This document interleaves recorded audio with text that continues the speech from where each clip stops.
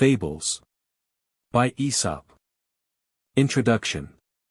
Aesop embodies an epigram not uncommon in human history. His fame is all the more deserved because he never deserved it. The firm foundations of common sense, the shrewd shots at uncommon sense, that characterize all the fables, belong not him but to humanity. In the earliest human history whatever is authentic is universal, and whatever is universal is anonymous. In such cases there is always some central man who had first the trouble of collecting them, and afterwards the fame of creating them. He had the fame, and, on the whole, he earned the fame. There must have been something great and human, something of the human future and the human past, in such a man, even if he only used it to rob the past or deceive the future. The story of Arthur may have been really connected with the most fighting Christianity of falling Rome or with the most heathen traditions hidden in the hills of Wales. But the word map or Mallory will always mean King Arthur, even though we find older and better origins than the Mabinogian, or write later and worse versions than the Idylls of the King. The nursery fairy tales may have come out of Asia with the Indo-European race, now fortunately extinct. They may have been invented by some fine French lady or gentleman like Perrault, they may possibly even be what they profess to be. But we shall always call the best selection of such tales Grimm's Tales, simply because it is the best collection. The historical Aesop, in so far as he was historical, would seem to have been a Phrygian slave, or at least one not to be specially and symbolically adorned with the Phrygian cap of liberty. He lived, if he did live, about the 6th century before Christ, in the time of that Croesus whose story we love and suspect like everything else in Herodotus. There are also stories of deformity of feature and a ready ribaldry of tongue, stories which, as the celebrated cardinal said, explain, though they do not excuse, his having been hurled over a high precipice at Delphi.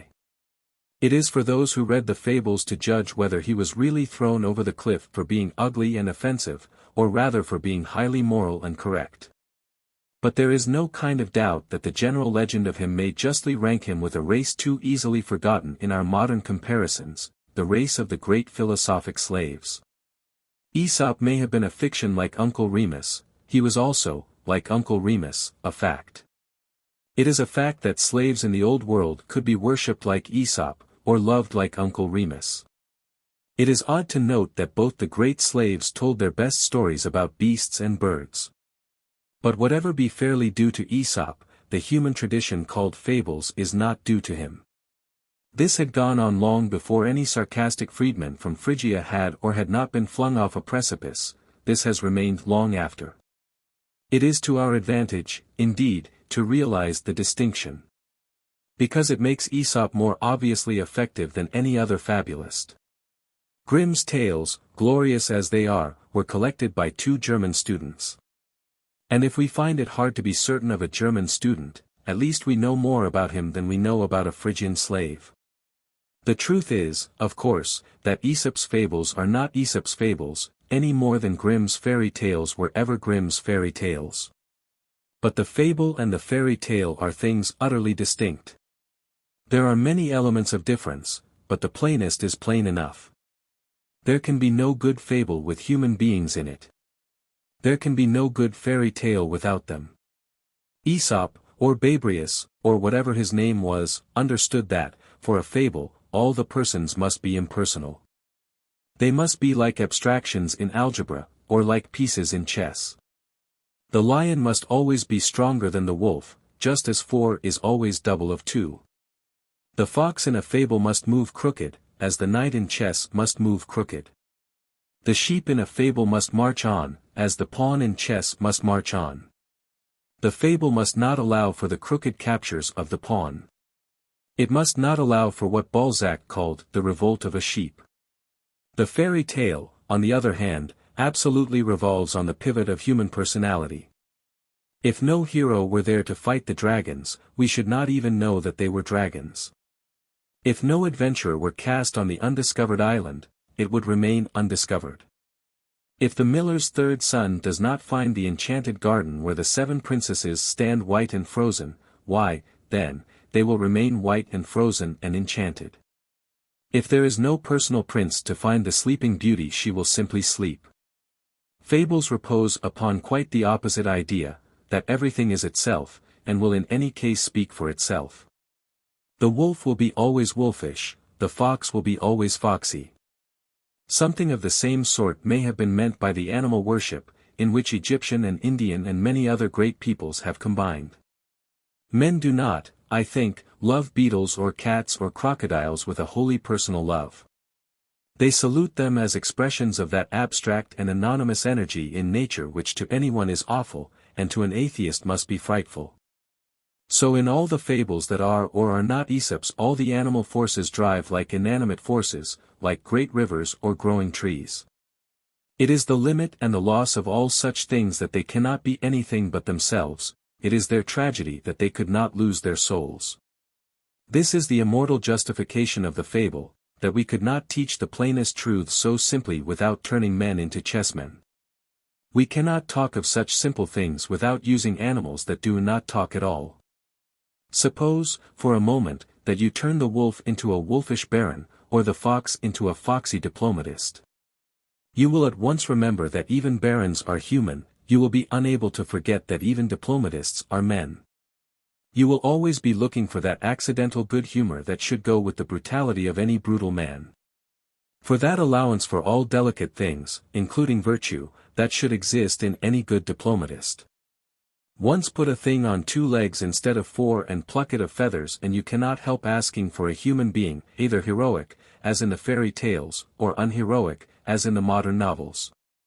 But by using animals in this austere and arbitrary style as they are used on the shields of heraldry or the hieroglyphics of the ancients, men have really succeeded in handing down those tremendous truths that are called truisms. If the chivalric lion be red and rampant, it is rigidly red and rampant. If the sacred ibis stands anywhere on 1 leg, it stands on 1 leg forever. In this language, like a large animal alphabet, are written some of the first philosophic certainties of men. As the child learns A for ass or B for bull or C for cow, so man has learned here to connect the simpler and stronger creatures with the simpler and stronger truths. That a flowing stream cannot befoul its own fountain, and that anyone who says it does is a tyrant and a liar. That a mouse is too weak to fight a lion, but too strong for the cords that can hold a lion, that a fox who gets most out of a flat dish may easily get least out of a deep dish. That the crow whom the gods forbid to sing, the gods nevertheless provide with cheese. That when the goat insults from a mountaintop it is not the goat that insults, but the mountain. All these are deep truths deeply graven on the rocks wherever men have passed. It matters nothing how old they are, or how new, they are the alphabet of humanity, which like so many forms of primitive picture writing employs any living symbol in preference to man. These ancient and universal tales are all of animals, as the latest discoveries in the oldest prehistoric caverns are all of animals. Man, in his simpler states, always felt that he himself was something too mysterious to be drawn. But the legend he carved under these cruder symbols was everywhere the same. And whether fables began with Aesop or began with Adam, whether they were German medieval as Reynard the Fox, or as French and Renaissance as La Fontaine, the upshot is everywhere essentially the same, that superiority is always insolent, because it is always accidental. That pride goes before a fall, and that there is such a thing as being too clever by half. You will not find any other legend but this written upon the rocks by any hand of man. There is every type and time of fable, but there is only one moral to the fable, because there is only one moral to everything. G. K. Chesterton. How do you find this book? Any thoughts about the book or the author? Any suggestion for improvement? Please take a moment to share your thoughts in a comment. If you like it, share it with your friends who might enjoy it as well. Subscribe to keep in touch. Visit CompleteAudiobooks.com for more quality content. Fables. The Fox and the Grapes. A hungry fox saw some fine bunches of grapes hanging from a vine that was trained along a high trellis, and did his best to reach them by jumping as high as he could into the air.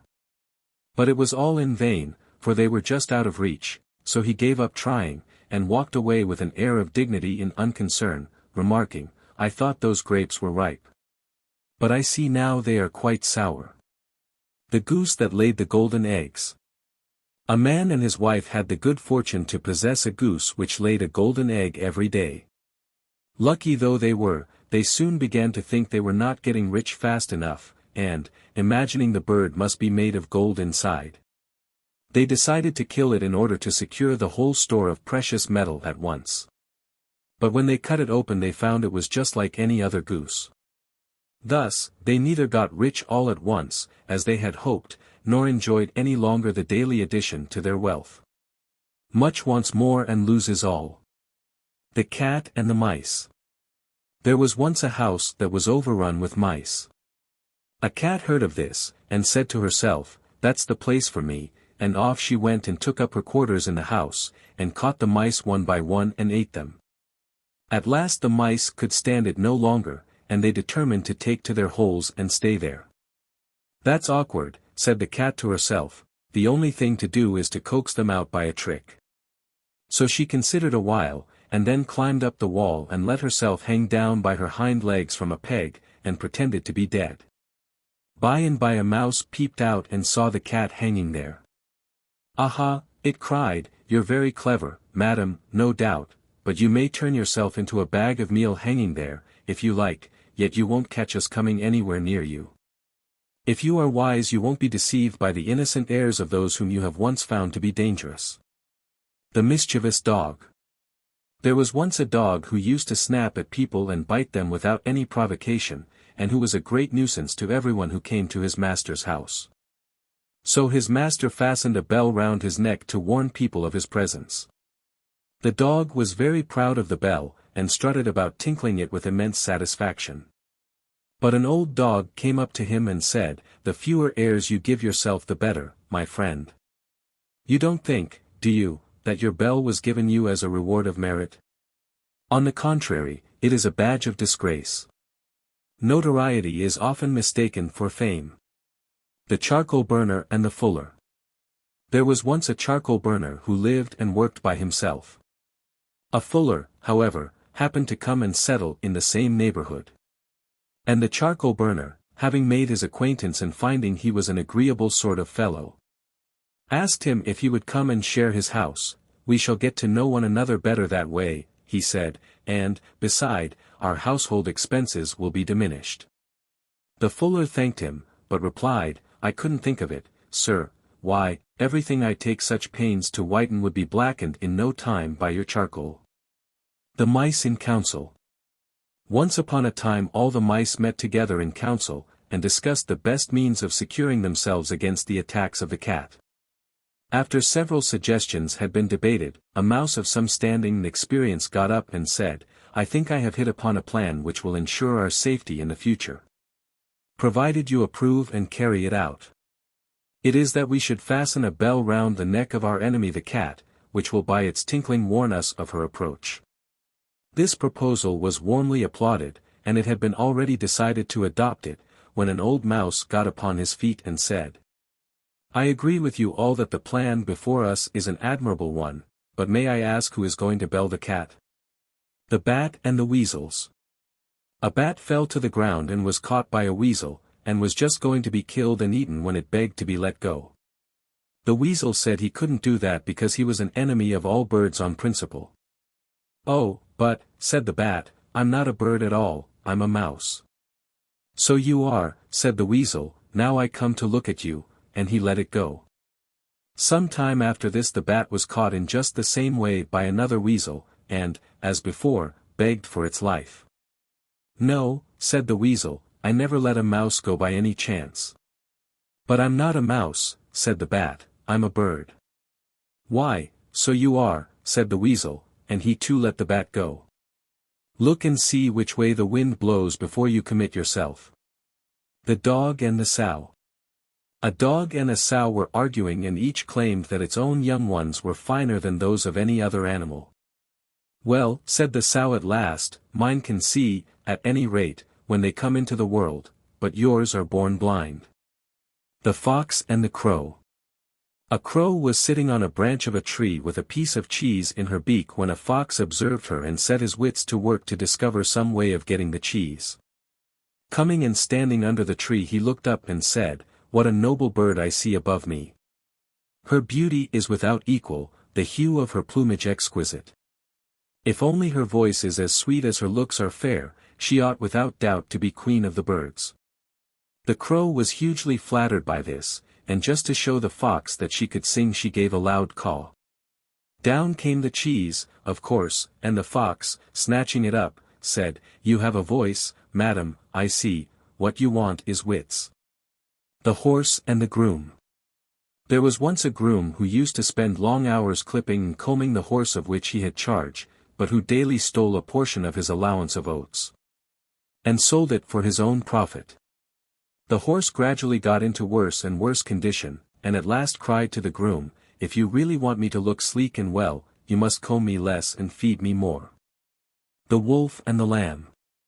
A wolf came upon a lamb straying from the flock, and felt some compunction about taking the life of so helpless a creature without some plausible excuse. So he cast about for a grievance and said at last, "Last year, sirrah, you grossly insulted me." "That is impossible, sir," bleated the lamb, "for I wasn't born then." "Well," retorted the wolf, "you feed in my pastures." "That cannot be," replied the lamb, "for I have never yet tasted grass." "You drink from my spring, then," continued the wolf. "Indeed, sir," said the poor lamb, "I have never yet drunk anything but my mother's milk."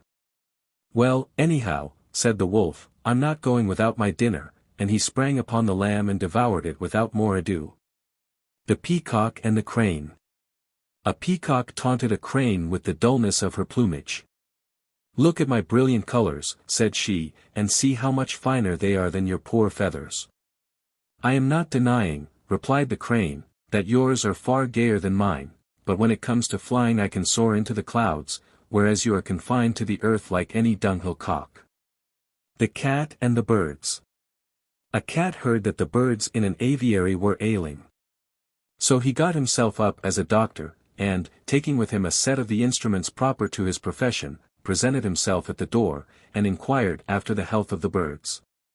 "We shall do very well," they replied, "without letting him in, when we've seen the last of you." A villain may disguise himself, but he will not deceive the wise. The spendthrift and the swallow.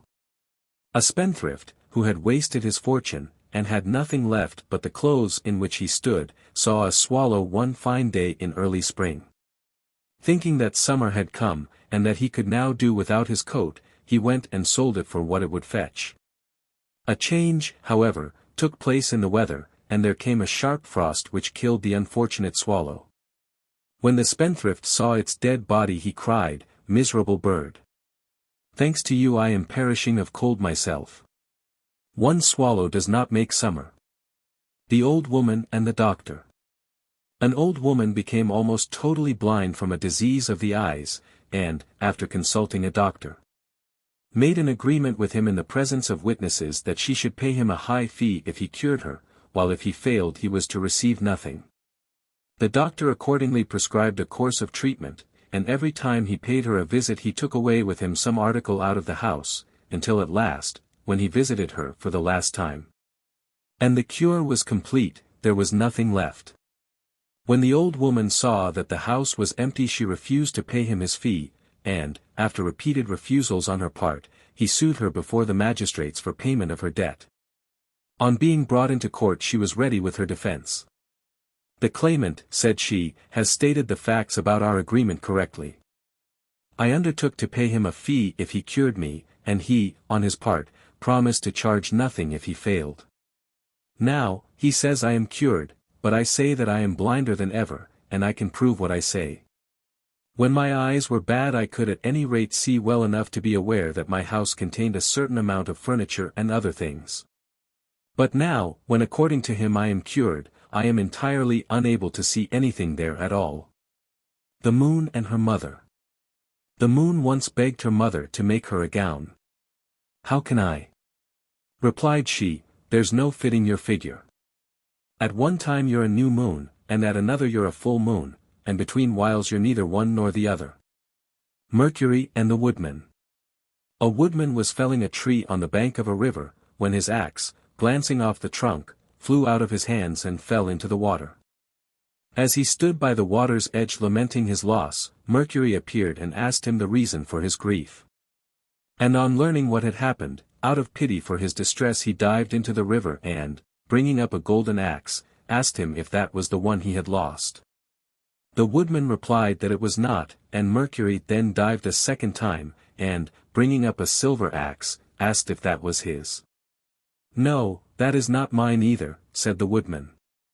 Once more Mercury dived into the river, and brought up the missing axe. The woodman was overjoyed at recovering his property, and thanked his benefactor warmly. And the latter was so pleased with his honesty that he made him a present of the other 2 axes.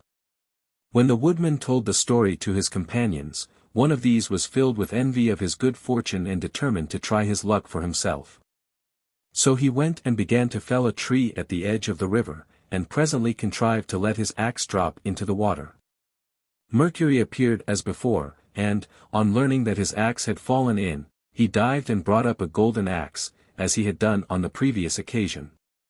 Without waiting to be asked whether it was his or not, the fellow cried, "That's mine, that's mine," and stretched out his hand eagerly for the prize, but Mercury was so disgusted at his dishonesty that he not only declined to give him the golden axe, but also refused to recover for him the one he had let fall into the stream. Honesty is the best policy. The ass, the fox, and the lion.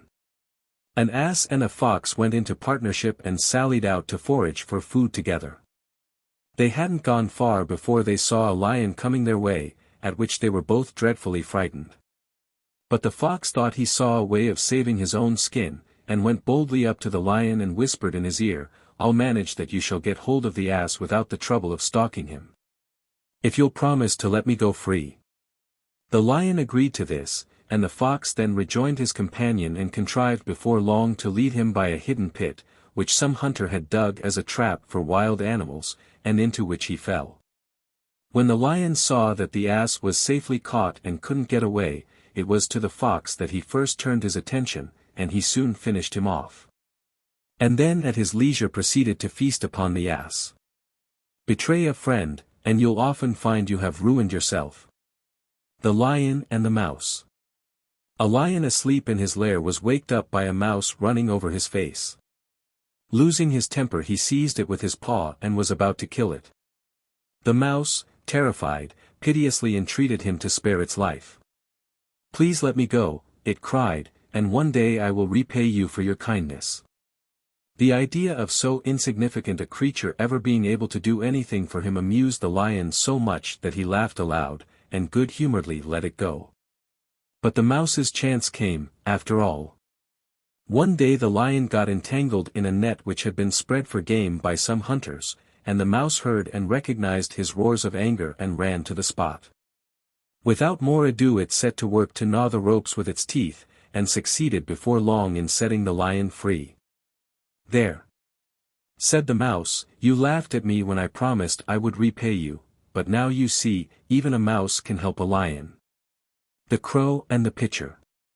A thirsty crow found a pitcher with some water in it, but so little was there that, try as she might, she could not reach it with her beak. And it seemed as though she would die of thirst within sight of the remedy. At last she hit upon a clever plan. She began dropping pebbles into the pitcher, and with each pebble the water rose a little higher until at last it reached the brim, and the knowing bird was enabled to quench her thirst. Necessity is the mother of invention. The Boys and the Frogs. Some mischievous boys were playing on the edge of a pond, and, catching sight of some frogs swimming about in the shallow water, they began to amuse themselves by pelting them with stones, and they killed several of them. At last one of the frogs put his head out of the water and said, "Oh, stop! Stop! I beg of you, what is sport to you is death to us." The North Wind and the Sun. A dispute arose between the North Wind and the Sun, each claiming that he was stronger than the other. At last they agreed to try their powers upon a traveler, to see which could soonest strip him of his cloak. The North Wind had the first try. And, gathering up all his force for the attack, he came whirling furiously down upon the man. and caught up his cloak as though he would wrest it from him by one single effort, but the harder he blew, the more closely the man wrapped it round himself. Then came the turn of the sun. At first he beamed gently upon the traveller, who soon unclasped his cloak and walked on with it hanging loosely about his shoulders. Then he shone forth in his full strength, and the man, before he had gone many steps, was glad to throw his cloak right off and complete his journey more lightly clad. Persuasion is better than force. The mistress and her servants. A widow, thrifty and industrious, had 2 servants, whom she kept pretty hard at work. They were not allowed to lie long abed in the mornings, but the old lady had them up and doing as soon as the cock crew. They disliked intensely having to get up at such an hour, especially in winter-time, and they thought that if it were not for the cock waking up their mistress so horribly early, they could sleep longer. So they caught it and wrung its neck. But they weren't prepared for the consequences. For what happened was that their mistress, not hearing the cock crow as usual, waked them up earlier than ever, and set them to work in the middle of the night. The goods and the ills. There was a time in the youth of the world when goods and ills entered equally into the concerns of men. So that the goods did not prevail to make them altogether blessed, nor the ills to make them wholly miserable.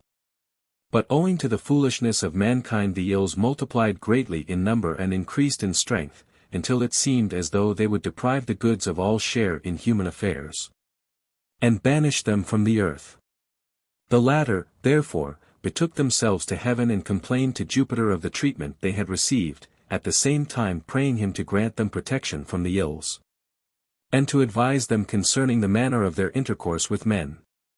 Jupiter granted their request for protection, and decreed that for the future they should not go among men openly in a body, and so be liable to attack from the hostile ills, but singly and unobserved, and at infrequent and unexpected intervals. Hence it is that the earth is full of ills, for they come and go as they please and are never far away, while goods, alas, come one by one only, and have to travel all the way from heaven, so that they are very seldom seen. The hares and the frogs. The hares once gathered together and lamented the unhappiness of their lot. Exposed as they were to dangers on all sides and lacking the strength and the courage to hold their own.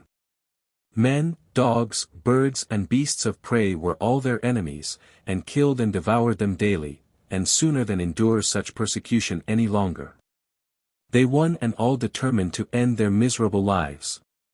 Thus resolved and desperate, they rushed in a body towards a neighboring pool, intending to drown themselves.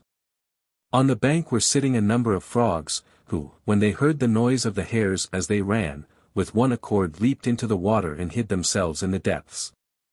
Then one of the older hares who was wiser than the rest cried out to his companions, "Stop, my friends, take heart. Don't let us destroy ourselves after all. See, here are creatures who are afraid of us, and who must, therefore, be still more timid than ourselves." The fox and the stork. A fox invited a stork to dinner, at which the only fare provided was a large flat dish of soup. The fox lapped it up with great relish, but the stork with her long bill tried in vain to partake of the savory broth. Her evident distress caused the sly fox much amusement. But not long after the stork invited him in turn, and set before him a pitcher with a long and narrow neck, into which she could get her bill with ease. Thus, while she enjoyed her dinner, the fox sat by hungry and helpless, for it was impossible for him to reach the tempting contents of the vessel. The wolf in sheep's clothing. A wolf resolved to disguise himself in order that he might prey upon a flock of sheep without fear of detection. So he clothed himself in a sheepskin, and slipped among the sheep when they were out at pasture. He completely deceived the shepherd, and when the flock was penned for the night he was shut in with the rest. But that very night as it happened, the shepherd, requiring a supply of mutton for the table, laid hands on the wolf in mistake for a sheep, and killed him with his knife on the spot. The stag in the ox stall. A stag, chased from his lair by the hounds, took refuge in a farmyard, and, entering a stable where a number of oxen were stalled, thrust himself under a pile of hay in a vacant stall, where he lay concealed, all but the tips of his horns. Presently one of the oxen said to him, what has induced you to come in here? Aren't you aware of the risk you are running of being captured by the herdsman? To which he replied, pray let me stay for the present. When night comes I shall easily escape under cover of the dark. In the course of the afternoon more than one of the farmhands came in, to attend to the wants of the cattle, but not one of them noticed the presence of the stag. Who accordingly began to congratulate himself on his escape and to express his gratitude to the oxen. We wish you well, said the one who had spoken before, but you are not out of danger yet. If the master comes, you will certainly be found out, for nothing ever escapes his keen eyes. Presently, sure enough, in he came, and made a great to-do about the way the oxen were kept. The beasts are starving, he cried, here, give them more hay, and put plenty of litter under them. As he spoke, he seized an armful himself from the pile where the stag lay concealed, and at once detected him. Calling his men, he had him seized at once and killed for the table. The milkmaid and her pail. A farmer's daughter had been out to milk the cows, and was returning to the dairy carrying her pail of milk upon her head. As she walked along, she fell a musing after this fashion, the milk in this pail will provide me with cream, which I will make into butter and take to market to sell. With the money I will buy a number of eggs, and these, when hatched, will produce chickens, and by I shall have quite a large poultry yard. Then I shall sell some of my fowls, and with the money which they will bring in I will buy myself a new gown, which I shall wear when I go to the fair. And all the young fellows will admire it, and come and make love to me, but I shall toss my head and have nothing to say to them. Forgetting all about the pail, and suiting the action to the word, she tossed her head. Down went the pail, all the milk was spilled, and all her fine castles in the air vanished in a moment. Do not count your chickens before they are hatched. The dolphins, the whales, and the sprat. The dolphins quarrelled with the whales, and before very long they began fighting with one another. The battle was very fierce, and had lasted some time without any sign of coming to an end, when a sprat thought that perhaps he could stop it. So he stepped in and tried to persuade them to give up fighting and make friends. But one of the dolphins said to him contemptuously, we would rather go on fighting till we're all killed than be reconciled by a sprat like you. The fox and the monkey. A fox and a monkey were on the road together, and fell into a dispute as to which of the two was the better born. They kept it up for some time, till they came to a place where the road passed through a cemetery full of monuments, when the monkey stopped and looked about him and gave a great sigh. Why do you sigh? Said the fox. The monkey pointed to the tombs and replied, all the monuments that you see here were put up in honor of my forefathers, who in their day were eminent men. The fox was speechless for a moment, but quickly recovering he said, oh. Don't stop at any lie, sir, you're quite safe, I'm sure none of your ancestors will rise up and expose you. Boasters brag most when they cannot be detected. The ass and the lapdog. There was once a man who had an ass and a lapdog. The ass was housed in the stable with plenty of oats and hay to eat and was as well off as an ass could be. The little dog was made a great pet of by his master, who fondled him and often let him lie in his lap. And if he went out to dinner, he would bring back a titbit or two to give him when he ran to meet him on his return. The ass had, it is true, a good deal of work to do, carting or grinding the corn, or carrying the burdens of the farm, and ere long he became very jealous. Contrasting his own life of labor with the ease and idleness of the lapdog. At last one day he broke his halter, and frisking into the house just as his master sat down to dinner, he pranced and capered about, mimicking the frolics of the little favorite. Upsetting the table and smashing the crockery with his clumsy efforts. Not content with that, he even tried to jump on his master's lap, as he had so often seen the dog allowed to do. At that the servants, seeing the danger their master was in, belabored the silly ass with sticks and cudgels, and drove him back to his stable half dead with his beating. Alas! He cried, all this I have brought on myself. Why could I not be satisfied with my natural and honorable position, without wishing to imitate the ridiculous antics of that useless little lapdog?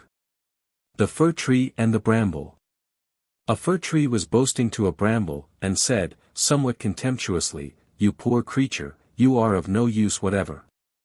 Now, look at me, I am useful for all sorts of things, particularly when men build houses, they can't do without me then." But the bramble replied, "Ah, that's all very well, but you wait till they come with axes and saws to cut you down, and then you'll wish you were a bramble and not a fir. Better poverty without a care than wealth with its many obligations." The Frog's complaint against the sun. Once upon a time the sun was about to take to himself a wife. The frogs in terror all raised their voices to the skies, and Jupiter, disturbed by the noise, asked them what they were croaking about. They replied, "The sun is bad enough even while he is single, drying up our marshes with his heat as he does. But what will become of us if he marries and begets other sons?" The dog, the cock, and the fox. A dog and a cock became great friends, and agreed to travel together. At nightfall the cock flew up into the branches of a tree to roost, while the dog curled himself up inside the trunk, which was hollow. At break of day the cock woke up and crew, as usual. A fox heard, and, wishing to make a breakfast of him, came and stood under the tree and begged him to come down. "I should so like," said he, "to make the acquaintance of one who has such a beautiful voice." The cock replied, "Would you just wake my porter who sleeps at the foot of the tree? He'll open the door and let you in." The fox accordingly rapped on the trunk, when out rushed the dog and tore him in pieces. The gnat and the bull. A gnat alighted on one of the horns of a bull, and remained sitting there for a considerable time. When it had rested sufficiently and was about to fly away, it said to the bull, "Do you mind if I go now?" The bull merely raised his eyes and remarked, without interest, "It's all one to me. I didn't notice when you came, and I shan't know when you go away." We may often be of more consequence in our own eyes than in the eyes of our neighbors. The bear and the travelers. Two travelers were on the road together, when a bear suddenly appeared on the scene. Before he observed them, one made for a tree at the side of the road, and climbed up into the branches and hid there. The other was not so nimble as his companion. And, as he could not escape, he threw himself on the ground and pretended to be dead. The bear came up and sniffed all round him, but he kept perfectly still and held his breath, for they say that a bear will not touch a dead body. The bear took him for a corpse, and went away. When the coast was clear, the traveler in the tree came down, and asked the other what it was the bear had whispered to him when he put his mouth to his ear. The other replied, "He told me never again to travel with a friend who deserts you at the first sign of danger." Misfortune tests the sincerity of friendship.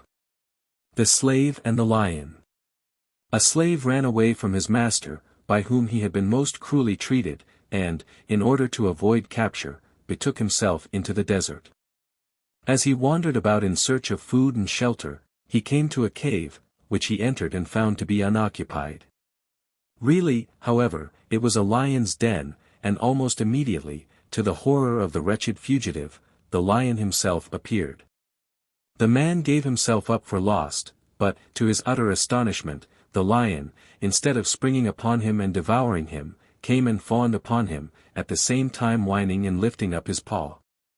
Observing it to be much swollen and inflamed, he examined it and found a large thorn embedded in the ball of the foot. He accordingly removed it and dressed the wound as well as he could, and in course of time it healed up completely. The lion's gratitude was unbounded. He looked upon the man as his friend, and they shared the cave for some time together.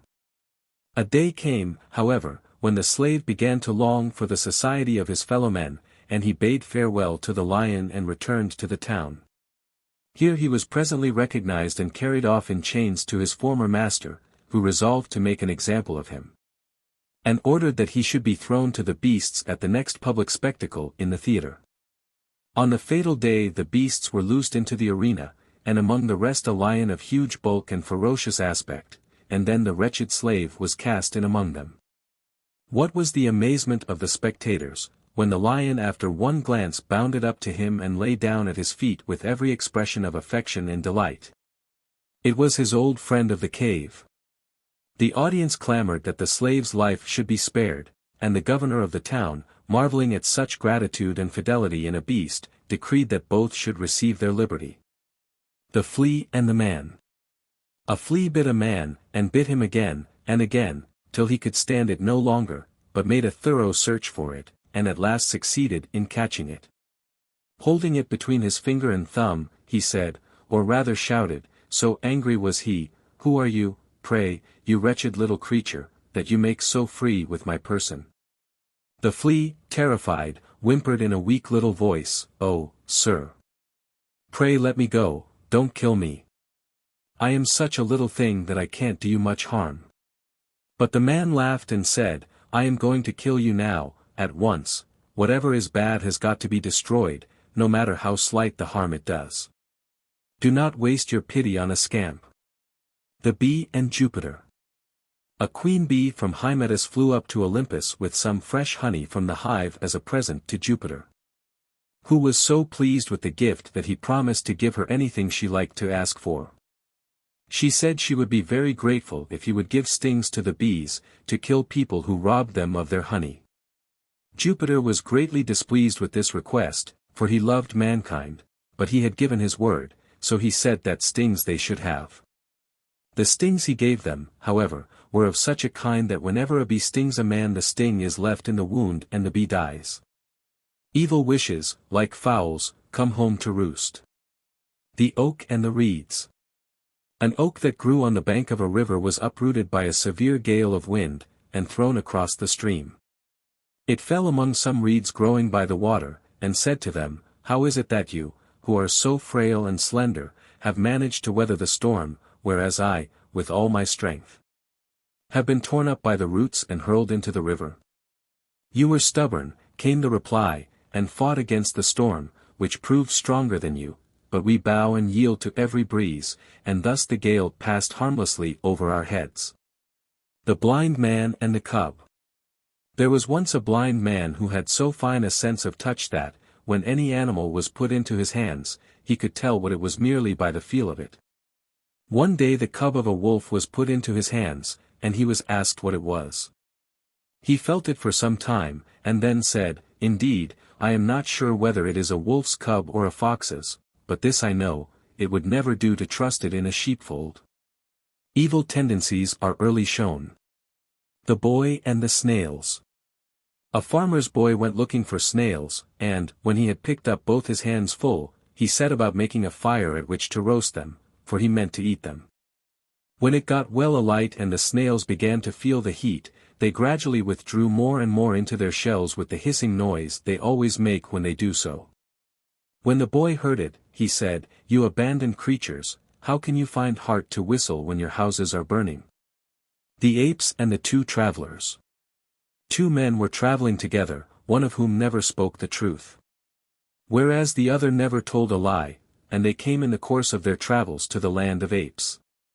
The king of the apes, hearing of their arrival, ordered them to be brought before him. And by way of impressing them with his magnificence, he received them sitting on a throne, while the apes, his subjects, were ranged in long rows on either side of him. When the travelers came into his presence he asked them what they thought of him as a king. The lying traveler said, "Sire, everyone must see that you are a most noble and mighty monarch." "And what do you think of my subjects?" continued the king. "They," said the traveler, "are in every way worthy of their royal master." The ape was so delighted with his answer that he gave him a very handsome present. The other traveler thought that if his companion was rewarded so splendidly for telling a lie, he himself would certainly receive a still greater reward for telling the truth. So, when the ape turned to him and said, "And what, sir, is your opinion?" he replied, "I think you are a very fine ape, and all your subjects are fine apes too." The king of the apes was so enraged at his reply that he ordered him to be taken away and clawed to death. The ass and his burdens. A peddler who owned an ass one day bought a quantity of salt, and loaded up his beast with as much as he could bear. On the way home the ass stumbled as he was crossing a stream and fell into the water. The salt got thoroughly wetted and much of it melted and drained away, so that, when he got on his legs again, the ass found his load had become much less heavy. His master, however, drove him back to town and bought more salt, which he added to what remained in the panniers, and started out again. No sooner had they reached a stream than the ass lay down in it, and rose, as before, with a much lighter load. But his master detected the trick, and turning back once more, bought a large number of sponges, and piled them on the back of the ass. When they came to the stream the ass again lay down, but this time, as the sponges soaked up large quantities of water, he found, when he got up on his legs, that he had a bigger burden to carry than ever. You may play a good card once too often. The Shepherd's Boy and the Wolf. A shepherd's boy was tending his flock near a village, and thought it would be great fun to hoax the villagers by pretending that a wolf was attacking the sheep, so he shouted out, "Wolf! Wolf!" and when the people came running up he laughed at them for their pains. He did this more than once, and every time the villagers found they had been hoaxed, for there was no wolf at all. At last a wolf really did come, and the boy cried, "Wolf! Wolf!" as loud as he could, but the people were so used to hearing him call that they took no notice of his cries for help. And so the wolf had it all his own way, and killed off sheep after sheep at his leisure. You cannot believe a liar even when he tells the truth. The Fox and the Goat. A fox fell into a well and was unable to get out again. By and by a thirsty goat came by, and seeing the fox in the well asked him if the water was good. "Good," said the fox, "it's the best water I ever tasted in all my life. Come down and try it yourself." The goat thought of nothing but the prospect of quenching his thirst, and jumped in at once. When he had had enough to drink, he looked about, like the fox, for some way of getting out, but could find none. Presently the fox said, "I have an idea. You stand on your hind legs, and plant your forelegs firmly against the side of the well, and then I'll climb on to your back, and, from there, by stepping on your horns, I can get out. And when I'm out, I'll help you out too." The goat did as he was requested, and the fox climbed onto his back and so out of the well, and then he coolly walked away. The goat called loudly after him and reminded him of his promise to help him out, but the fox merely turned and said, "If you had as much sense in your head as you have hair in your beard you wouldn't have got into the well without making certain that you could get out again. Look before your leap." The Fisherman and the Sprat. A fisherman cast his net into the sea, and when he drew it up again it contained nothing but a single sprat that begged to be put back into the water. "I'm only a little fish now," it said, "but I shall grow big one day, and then if you come and catch me again I shall be of some use to you."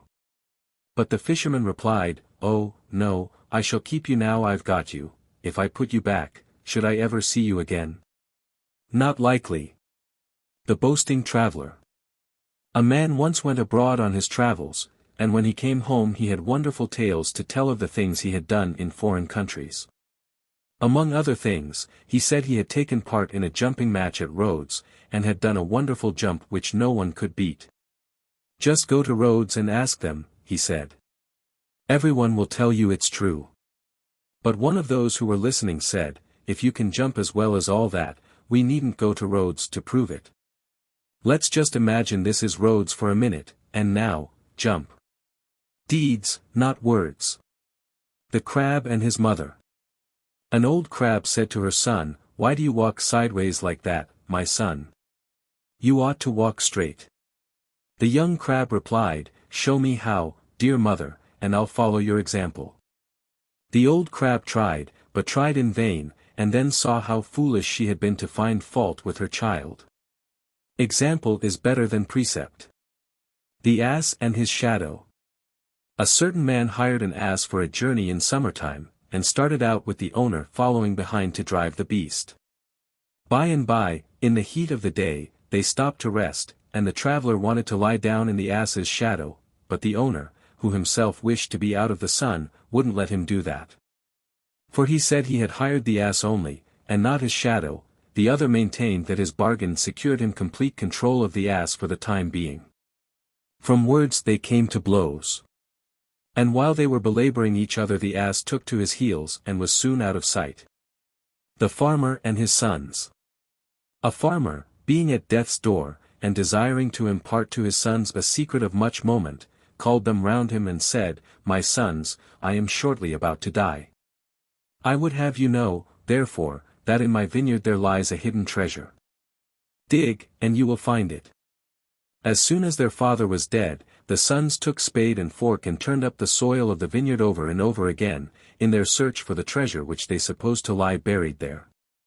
They found none, however, but the vines, after so thorough a digging, produced a crop such as had never before been seen. The Dog and the Cook. A rich man once invited a number of his friends and acquaintances to a banquet. His dog thought it would be a good opportunity to invite another dog, a friend of his. So he went to him and said, My master is giving a feast, there'll be a fine spread, so come and dine with me tonight. The dog thus invited came, and when he saw the preparations being made in the kitchen he said to himself, My word, I'm in luck, I'll take care to eat enough tonight to last me 2 or 3 days. At the same time he wagged his tail briskly, by way of showing his friend how delighted he was to have been asked. But just then the cook caught sight of him, and, in his annoyance at seeing a strange dog in the kitchen, caught him up by the hind legs and threw him out of the window. He had a nasty fall, and limped away as quickly as he could, howling dismally. Presently some other dogs met him, and said, Well, what sort of a dinner did you get? To which he replied, I had a splendid time, the wine was so good, and I drank so much of it, that I really don't remember how I got out of the house. Be shy of favors bestowed at the expense of others. The Monkey as King.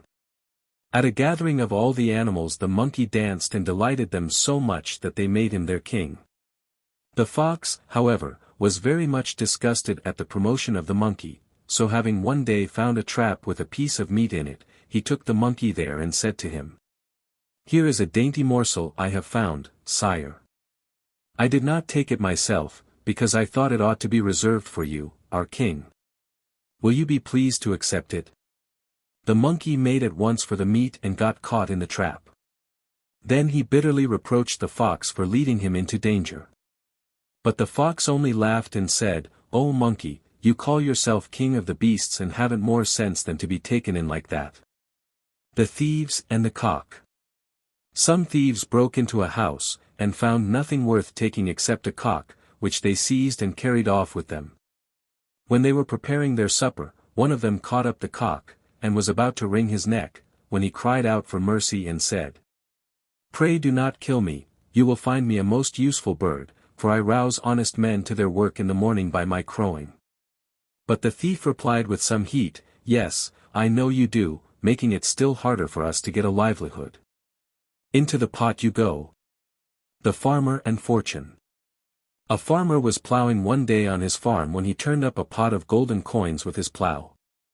He was overjoyed at his discovery, and from that time forth made an offering daily at the shrine of the goddess of the earth. Fortune was displeased at this, and came to him and said, My man, why do you give earth the credit for the gift which I bestowed upon you? You never thought of thanking me for your good luck. But should you be unlucky enough to lose what you have gained, I know very well that I, Fortune, should then come in for all the blame. Show gratitude where gratitude is due. Jupiter and the Monkey. Jupiter issued a proclamation to all the beasts, and offered a prize to the one who, in his judgment, produced the most beautiful offspring. Among the rest came the monkey, carrying a baby monkey in her arms, a hairless, flat-nosed little fright. When they saw it, the gods all burst into peal on peal of laughter. But the monkey hugged her little one to her, and said, Jupiter may give the prize to whomsoever he likes, but I shall always think my baby the most beautiful of them all. Father and Sons. A certain man had several sons who were always quarreling with one another, and, try as he might, he could not get them to live together in harmony. So he determined to convince them of their folly by the following means. Bidding them fetch a bundle of sticks, he invited each in turn to break it across his knee. All tried and all failed, and then he undid the bundle, and handed them the sticks one by one, when they had no difficulty at all in breaking them. There, my boys, said he, united you will be more than a match for your enemies, but if you quarrel and separate, your weakness will put you at the mercy of those who attack you. Union is strength. The lamp. A lamp, well filled with oil, burned with a clear and steady light, and began to swell with pride and boast that it shone more brightly than the sun himself. Just then a puff of wind came and blew it out. Someone struck a match and lit it again, and said, "You just keep alight, and never mind the sun. Why, even the stars never need to be relit as you had to be just now." The owl and the birds. The owl is a very wise bird. And once, long ago, when the first oak sprouted in the forest, she called all the other birds together and said to them, "You see this tiny tree? If you take my advice, you will destroy it now when it is small, for when it grows big, the mistletoe will appear upon it, from which birdlime will be prepared for your destruction." Again, when the first flax was sown, she said to them, "Go and eat up that seed, for it is the seed of the flax, out of which men will one day make nets to catch you." Once more, when she saw the first archer, she warned the birds that he was their deadly enemy, who would wing his arrows with their own feathers and shoot them.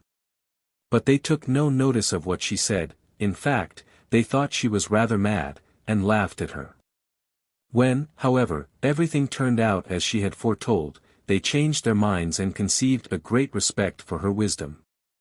Hence, whenever she appears, the birds attend upon her in the hope of hearing something that may be for their good. She, however, gives them advice no longer, but sits moping and pondering on the folly of her kind. The ass in the lion's skin. An ass found a lion's skin, and dressed himself up in it. Then he went about frightening everyone he met, for they all took him to be a lion, men and beasts alike, and took to their heels when they saw him coming. Elated by the success of his trick, he loudly brayed in triumph. The fox heard him, and recognized him at once for the ass he was, and said to him, "Oh ho, my friend, it's you, is it? I, too, should have been afraid if I hadn't heard your voice." The she-goats and their beards. Jupiter granted beards to the she-goats at their own request, much to the disgust of the he-goats, who considered this to be an unwarrantable invasion of their rights and dignities. So they sent a deputation to him to protest against his action. He, however, advised them not to raise any objections. "What's in a tuft of hair?" said he. "Let them have it if they want it. They can never be a match for you in strength." The old lion. A lion, enfeebled by age and no longer able to procure food for himself by force, determined to do so by cunning. Betaking himself to a cave, he lay down inside and feigned to be sick, and whenever any of the other animals entered to inquire after his health, he sprang upon them and devoured them. Many lost their lives in this way, till one day a fox called at the cave, and, having a suspicion of the truth, addressed the lion from outside instead of going in, and asked him how he did. He replied that he was in a very bad way, but, said he, "Why do you stand outside? Pray come in." "I should have done so," answered the fox, "if I hadn't noticed that all the footprints point towards the cave and none the other way." The boy bathing. A boy was bathing in a river and got out of his depth, and was in great danger of being drowned. A man who was passing along a road heard his cries for help, and went to the riverside and began to scold him for being so careless as to get into deep water, but made no attempt to help him. "Oh, sir," cried the boy, "please help me first and scold me afterwards. Give assistance, not advice, in a crisis." The quack frog. Once upon a time a frog came forth from his home in the marshes and proclaimed to all the world that he was a learned physician, skilled in drugs and able to cure all diseases. Among the crowd was a fox, who called out, "You a doctor? Why, how can you set up to heal others when you cannot even cure your own lame legs and blotched and wrinkled skin? Physician, heal thyself." The swollen fox. A hungry fox found in a hollow tree a quantity of bread and meat, which some shepherds had placed there against their return. Delighted with his find he slipped in through the narrow aperture and greedily devoured it all. But when he tried to get out again he found himself so swollen after his big meal that he could not squeeze through the hole, and fell to whining and groaning over his misfortune. Another fox, happening to pass that way, came and asked him what the matter was. And, on learning the state of the case, said, "Well, my friend, I see nothing for it but for you to stay where you are till you shrink to your former size, you'll get out then easily enough." The mouse, the frog, and the hawk. A mouse and a frog struck up a friendship. They were not well mated, for the mouse lived entirely on land, while the frog was equally at home on land or in the water. In order that they might never be separated, the frog tied himself and the mouse together by the leg with a piece of thread. As long as they kept on dry land all went fairly well. But, coming to the edge of a pool, the frog jumped in, taking the mouse with him, and began swimming about and croaking with pleasure. The unhappy mouse, however, was soon drowned, and floated about on the surface in the wake of the frog.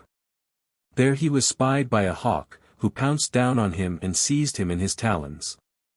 The frog was unable to loose the knot which bound him to the mouse, and thus was carried off along with him and eaten by the hawk. The boy and the nettles. A boy was gathering berries from a hedge when his hand was stung by a nettle. Smarting with the pain, he ran to tell his mother, and said to her between his sobs, "I only touched it ever so lightly, mother." "That's just why you got stung, my son," she said. "If you had grasped it firmly, it wouldn't have hurt you in the least." The peasant and the apple tree. A peasant had an apple tree growing in his garden, which bore no fruit, but merely served to provide a shelter from the heat for the sparrows and grasshoppers which sat and chirped in its branches. Disappointed at its barrenness, he determined to cut it down, and went and fetched his axe for the purpose. But when the sparrows and the grasshoppers saw what he was about to do, they begged him to spare it, and said to him, "If you destroy the tree we shall have to seek shelter elsewhere. And you will no longer have our merry chirping to enliven your work in the garden." He, however, refused to listen to them, and set to work with a will to cut through the trunk. A few strokes showed that it was hollow inside and contained a swarm of bees and a large store of honey. Delighted with his find, he threw down his axe, saying, "The old tree is worth keeping after all. Utility is most men's test of worth." The jackdaw and the pigeons. A jackdaw, watching some pigeons in a farmyard, was filled with envy when he saw how well they were fed, and determined to disguise himself as one of them, in order to secure a share of the good things they enjoyed. So he painted himself white from head to foot and joined the flock, and, so long as he was silent, they never suspected that he was not a pigeon like themselves. But one day he was unwise enough to start chattering, when they at once saw through his disguise and pecked him so unmercifully that he was glad to escape and join his own kind again. But the other jackdaws did not recognize him in his white dress, and would not let him feed with them, but drove him away, and so he became a homeless wanderer for his pains. Jupiter and the tortoise. Jupiter was about to marry a wife, and determined to celebrate the event by inviting all the animals to a banquet. They all came except the tortoise, who did not put in an appearance, much to Jupiter's surprise. So when he next saw the tortoise he asked him why he had not been at the banquet. "I don't care for going out," said the tortoise, "there's no place like home." Jupiter was so much annoyed by this reply that he decreed that from that time forth the tortoise should carry his house upon his back, and never be able to get away from home even if he wished to. The dog in the manger. A dog was lying in a manger on the hay which had been put there for the cattle, and when they came and tried to eat, he growled and snapped at them and wouldn't let them get at their food. "What a selfish beast," said one of them to his companions, "he can't eat himself and yet he won't let those eat who can." The two bags. Every man carries two bags about with him, one in front and one behind, and both are packed full of faults.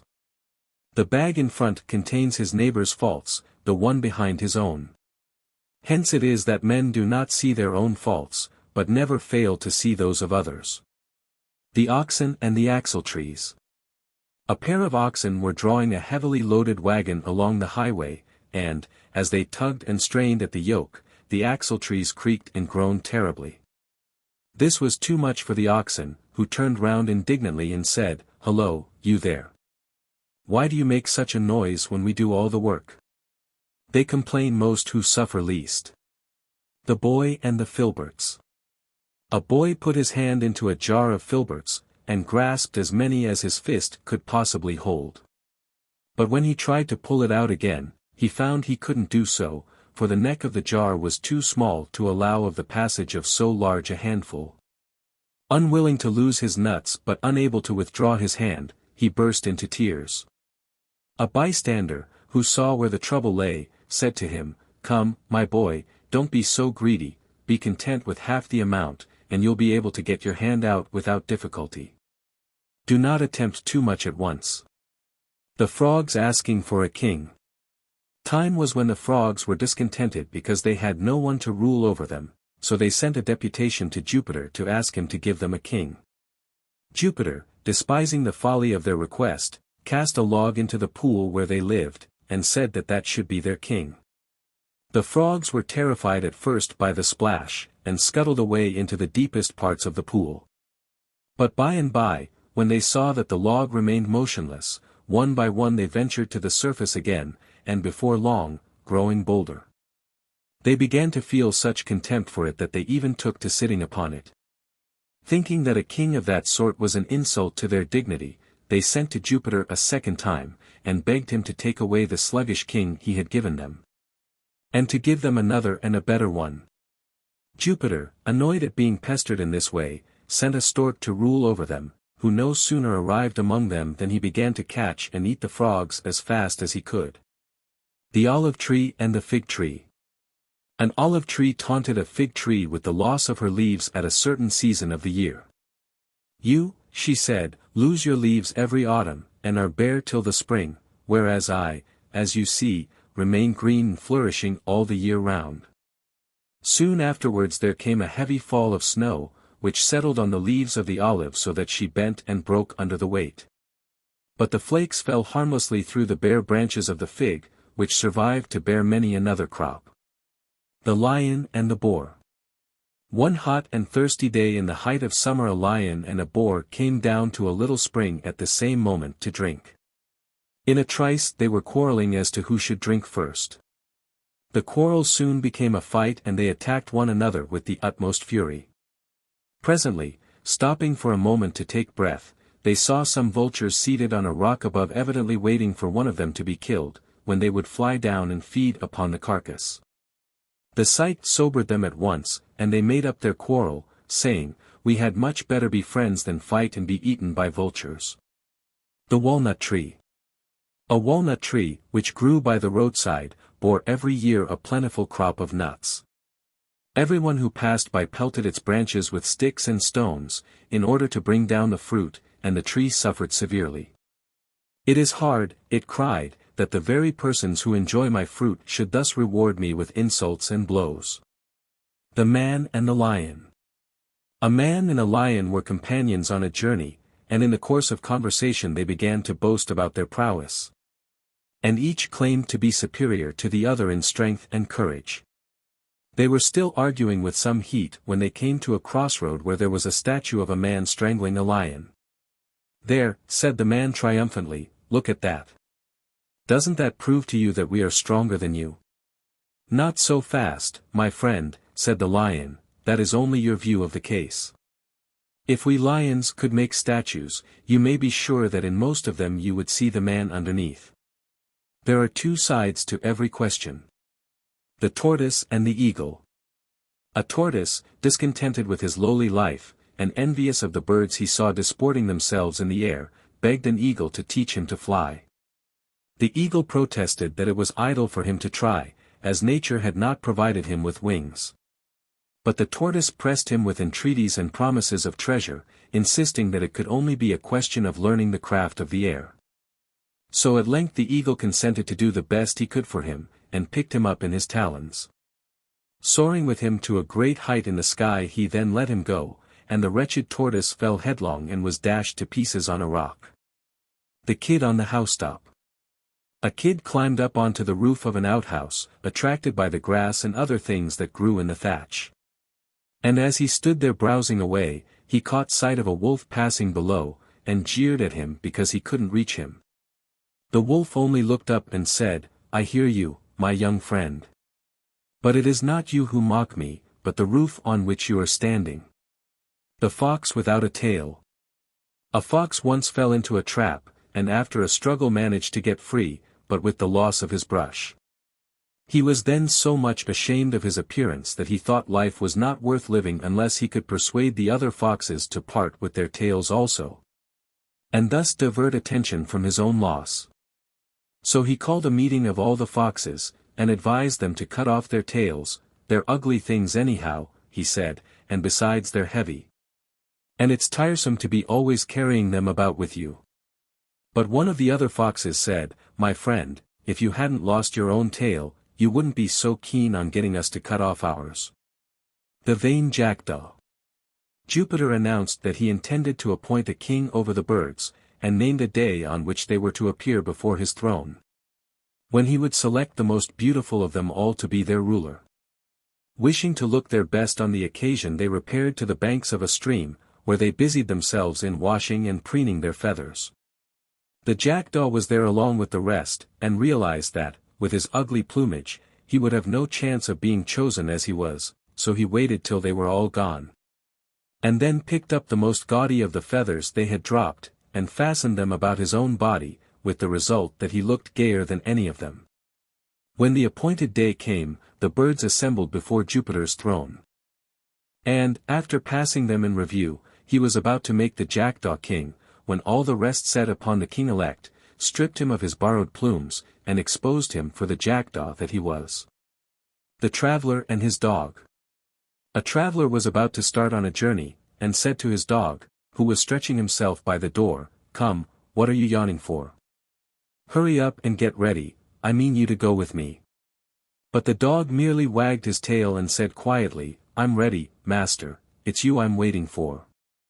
The shipwrecked man in the sea. A shipwrecked man cast up on the beach fell asleep after his struggle with the waves. When he woke up, he bitterly reproached the sea for its treachery in enticing men with its smooth and smiling surface, and then, when they were well embarked, turning in fury upon them and sending both ship and sailors to destruction. The sea arose in the form of a woman, and replied, "Lay not the blame on me, O sailor, but on the winds. By nature I am as calm and safe as the land itself, but the winds fall upon me with their gusts and gales, and lash me into a fury that is not natural to me." The wild boar and the fox. A wild boar was engaged in whetting his tusks upon the trunk of a tree in the forest when a fox came by and, seeing what he was at, said to him, "Why are you doing that, pray?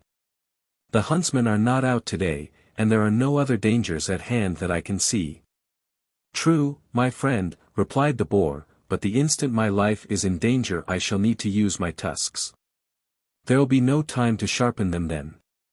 Mercury and the sculptor. Mercury was very anxious to know in what estimation he was held by mankind. So he disguised himself as a man and walked into a sculptor's studio, where there were a number of statues finished and ready for sale. Seeing a statue of Jupiter among the rest, he inquired the price of it. "A crown," said the sculptor. "Is that all?" said he, laughing, and, pointing to one of Juno, "How much is that one?" "That," was the reply, "is half a crown." "And how much might you be wanting for that one over there, now?" he continued, pointing to a statue of himself. "That one?" said the sculptor. "Oh, I'll throw him in for nothing if you'll buy the other two." The fawn and his mother. A hind said to her fawn, who was now well grown and strong, "My son, nature has given you a powerful body in a stout pair of horns. And I can't think why you are such a coward as to run away from the hounds." Just then they both heard the sound of a pack in full cry, but at a considerable distance. "You stay where you are," said the hind. "Never mind me," and with that she ran off as fast as her legs could carry her. The fox and the lion. A fox who had never seen a lion one day met one, and was so terrified at the sight of him that he was ready to die with fear. After a time he met him again, and was still rather frightened, but not nearly so much as he had been when he met him first.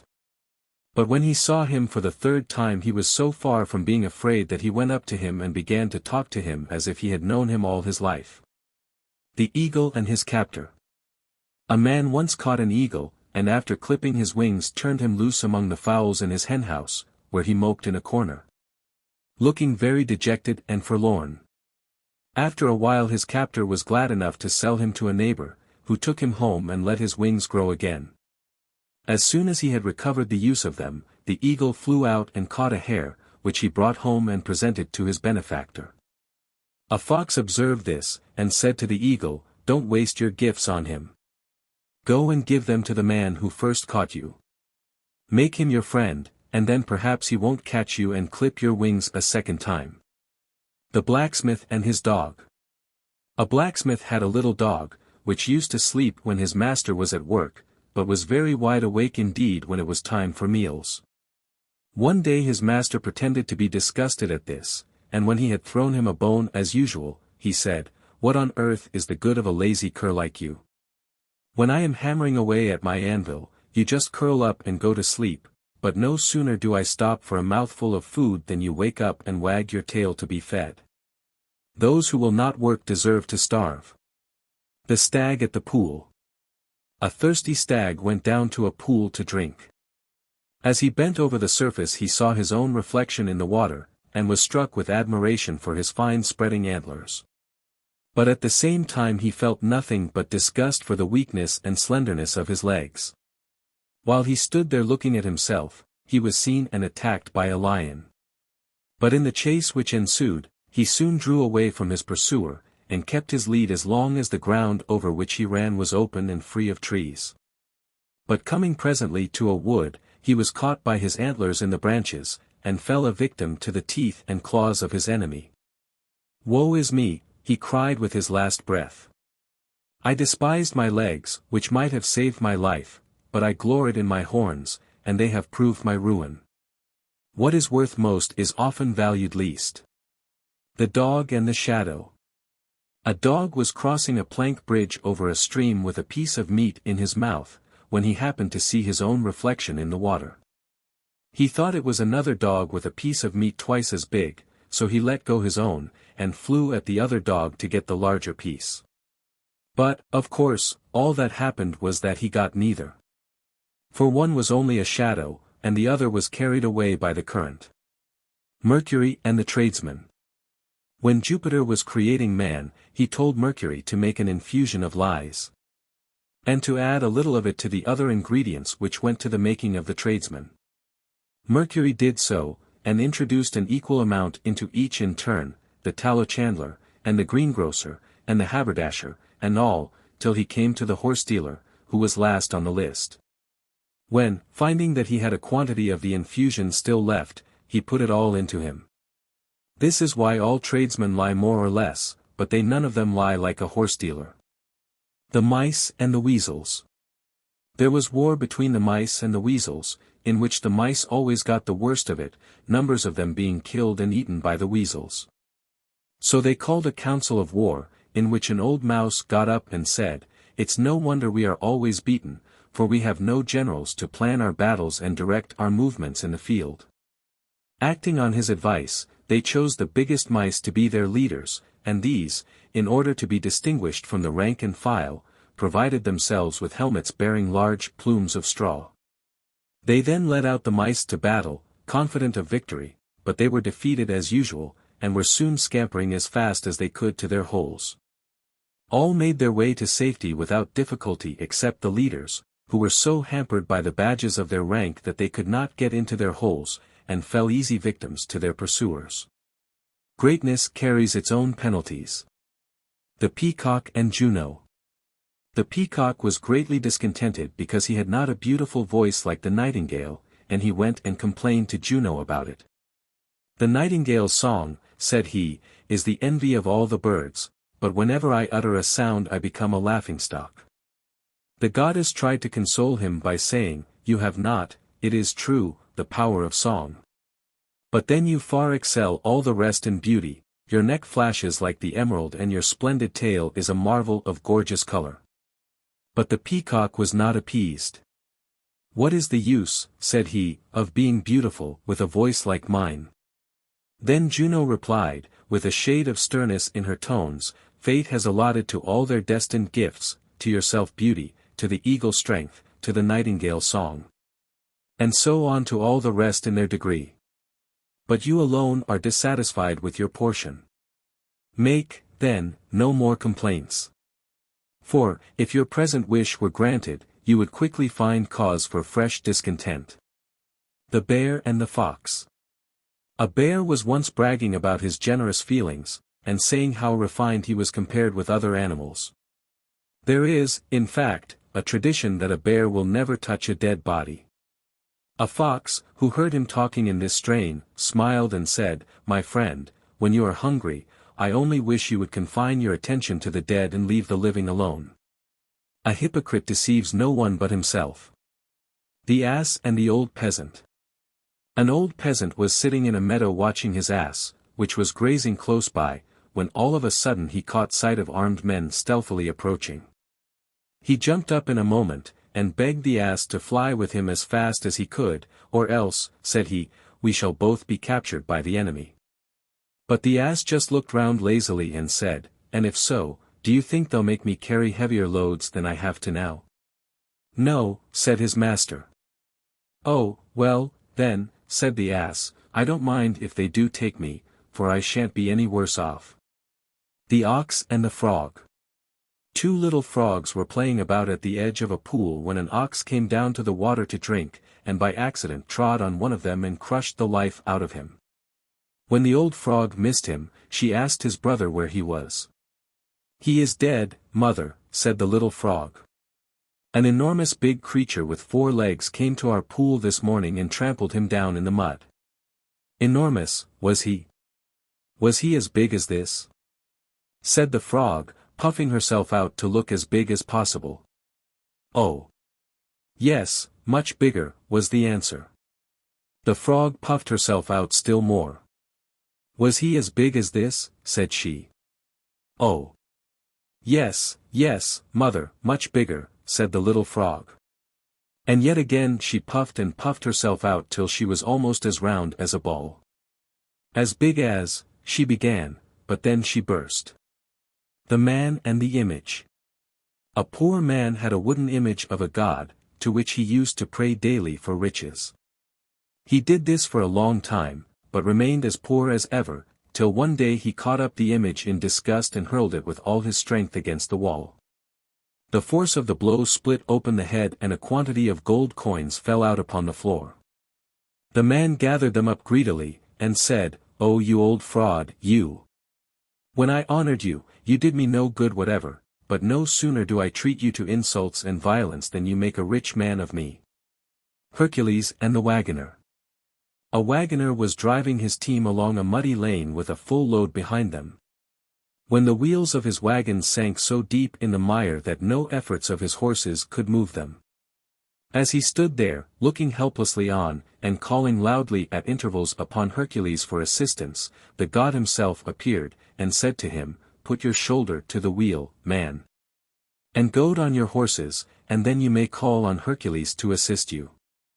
If you won't lift a finger to help yourself, you can't expect Hercules or anyone else to come to your aid. Heaven helps those who help themselves." The Pomegranate, the Apple Tree, and the Bramble. A pomegranate and an apple tree were disputing about the quality of their fruits, and each claimed that its own was the better of the two. High words passed between them, and a violent quarrel was imminent, when a bramble impudently poked its head out of a neighboring hedge and said, "There, that's enough, my friends. Don't let us quarrel." The Lion, the Bear, and the Fox. A lion and a bear were fighting for possession of a kid, which they had both seized at the same moment. The battle was long and fierce, and at length both of them were exhausted, and lay upon the ground severely wounded and gasping for breath. A fox had all the time been prowling round and watching the fight, and when he saw the combatants lying there too weak to move, he slipped in and seized the kid, and ran off with it. They looked on helplessly, and one said to the other, "Here we've been mauling each other all this while, and no one the better for it except the fox." The Blackamoor. A man once bought an Ethiopian slave, who had a black skin like all Ethiopians. But his new master thought his color was due to his late owners having neglected him, and that all he wanted was a good scrubbing. So he set to work with plenty of soap and hot water, and rubbed away at him with a will, but all to no purpose. his skin remained as black as ever. While the poor wretch all but died from the cold he caught. The two soldiers and the robber. Two soldiers traveling together were set upon by a robber. One of them ran away, but the other stood his ground, and laid about him so lustily with his sword that the robber was fain to fly and leave him in peace. When the coast was clear the timid one ran back, and, flourishing his weapon, cried in a threatening voice, "Where is he? Let me get at him, and I'll soon let him know whom he's got to deal with." But the other replied, "You are a little late, my friend, I only wish you had backed me up just now, even if you had done no more than speak, for I should have been encouraged. Believing your words to be true. As it is, calm yourself and put up your sword, there is no further use for it. You may delude others into thinking you're as brave as a lion, but I know that, at the first sign of danger, you run away like a hare." The Lion and the Wild Ass. A lion and a wild ass went out hunting together. The latter was to run down the prey by his superior speed, and the former would then come up and dispatch it. They met with great success, and when it came to sharing the spoil the lion divided it all into 3 equal portions. "I will take the first," said he, "because I am king of the beasts. I will also take the second, because, as your partner, I am entitled to half of what remains. And as for the third, well, unless you give it up to me and take yourself off pretty quick, the third, believe me, will make you feel very sorry for yourself." Might makes right. The Man and the Satyr. A man and a satyr became friends, and determined to live together. All went well for a while, until one day in wintertime the satyr saw the man blowing on his hands. "Why do you do that?" he asked. "To warm my hands," said the man. That same day, when they sat down to supper together, they each had a steaming hot bowl of porridge, and the man raised his bowl to his mouth and blew on it. "Why do you do that?" asked the satyr. "To cool my porridge," said the man. The satyr got up from the table. "Goodbye," said he, "I'm going, I can't be friends with a man who blows hot and cold with the same breath." The Image Seller. A certain man made a wooden image of Mercury, and exposed it for sale in the market. As no one offered to buy it, however, he thought he would try to attract a purchaser by proclaiming the virtues of the image. So he cried up and down the market, "A god for sale! A god for sale! One who'll bring you luck and keep you lucky." Presently one of the bystanders stopped him and said, "If your god is all you make him out to be, how is it you don't keep him and make the most of him yourself?" "I'll tell you why," replied he. "He brings gain, it is true, but he takes his time about it, whereas I want money at once." The Eagle and the Arrow. An eagle sat perched on a lofty rock, keeping a sharp lookout for prey. A huntsman, concealed in a cleft of the mountain and on the watch for game, spied him there and shot an arrow at him. The shaft struck him full in the breast and pierced him through and through. As he lay in the agonies of death, he turned his eyes upon the arrow. "Ah! Cruel fate," he cried, "that I should perish thus, but oh! Fate more cruel still, that the arrow which kills me should be winged with an eagle's feathers." The Rich Man and the Tanner. A rich man took up his residence next door to a tanner, and found the smell of the tan-yard so extremely unpleasant that he told him he must go. The tanner delayed his departure, and the rich man had to speak to him several times about it, and every time the tanner said he was making arrangements to move very shortly. This went on for some time, till at last the rich man got so used to the smell that he ceased to mind it, and troubled the tanner with his objections no more. The Wolf, the Mother, and her Child. A hungry wolf was prowling about in search of food. By and by, attracted by the cries of a child, he came to a cottage. As he crouched beneath the window, he heard the mother say to the child, "Stop crying, do. Or I'll throw you to the wolf." Thinking she really meant what she said, he waited there a long time in the expectation of satisfying his hunger. In the evening he heard the mother fondling her child and saying, "If the naughty wolf comes, he shan't get my little one, Daddy will kill him." The wolf got up in much disgust and walked away. "As for the people in that house," said he to himself, you can't believe a word they say. The Old Woman and the Wine Jar. An old woman picked up an empty wine jar which had once contained a rare and costly wine, and which still retained some traces of its exquisite bouquet. She raised it to her nose and sniffed at it again and again. "Ah," she cried, "how delicious must have been the liquid which has left behind so ravishing a smell." The Lioness and the Vixen. A lioness and a vixen were talking together about their young, as mothers will, and saying how healthy and well-grown they were, and what beautiful coats they had. And how they were the image of their parents. "My litter of cubs is a joy to see," said the fox, and then she added, rather maliciously, "but I notice you never have more than one." "No," said the lioness grimly, "but that one's a lion. Quality, not quantity." The Viper and the File. A viper entered a carpenter's shop, and went from one to another of the tools, begging for something to eat. Among the rest, he addressed himself to the file, and asked for the favor of a meal. The file replied in a tone of pitying contempt, "What a simpleton you must be if you imagine you will get anything from me, who invariably take from everyone and never give anything in return. The covetous are poor givers." The Cat and the Cock.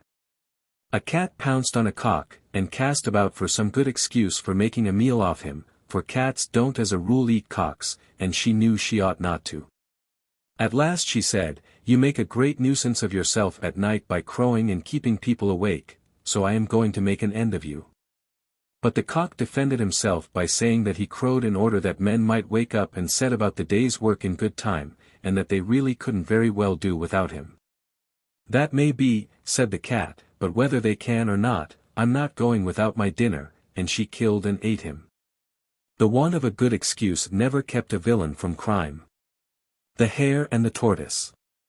A hare was one day making fun of a tortoise for being so slow upon his feet.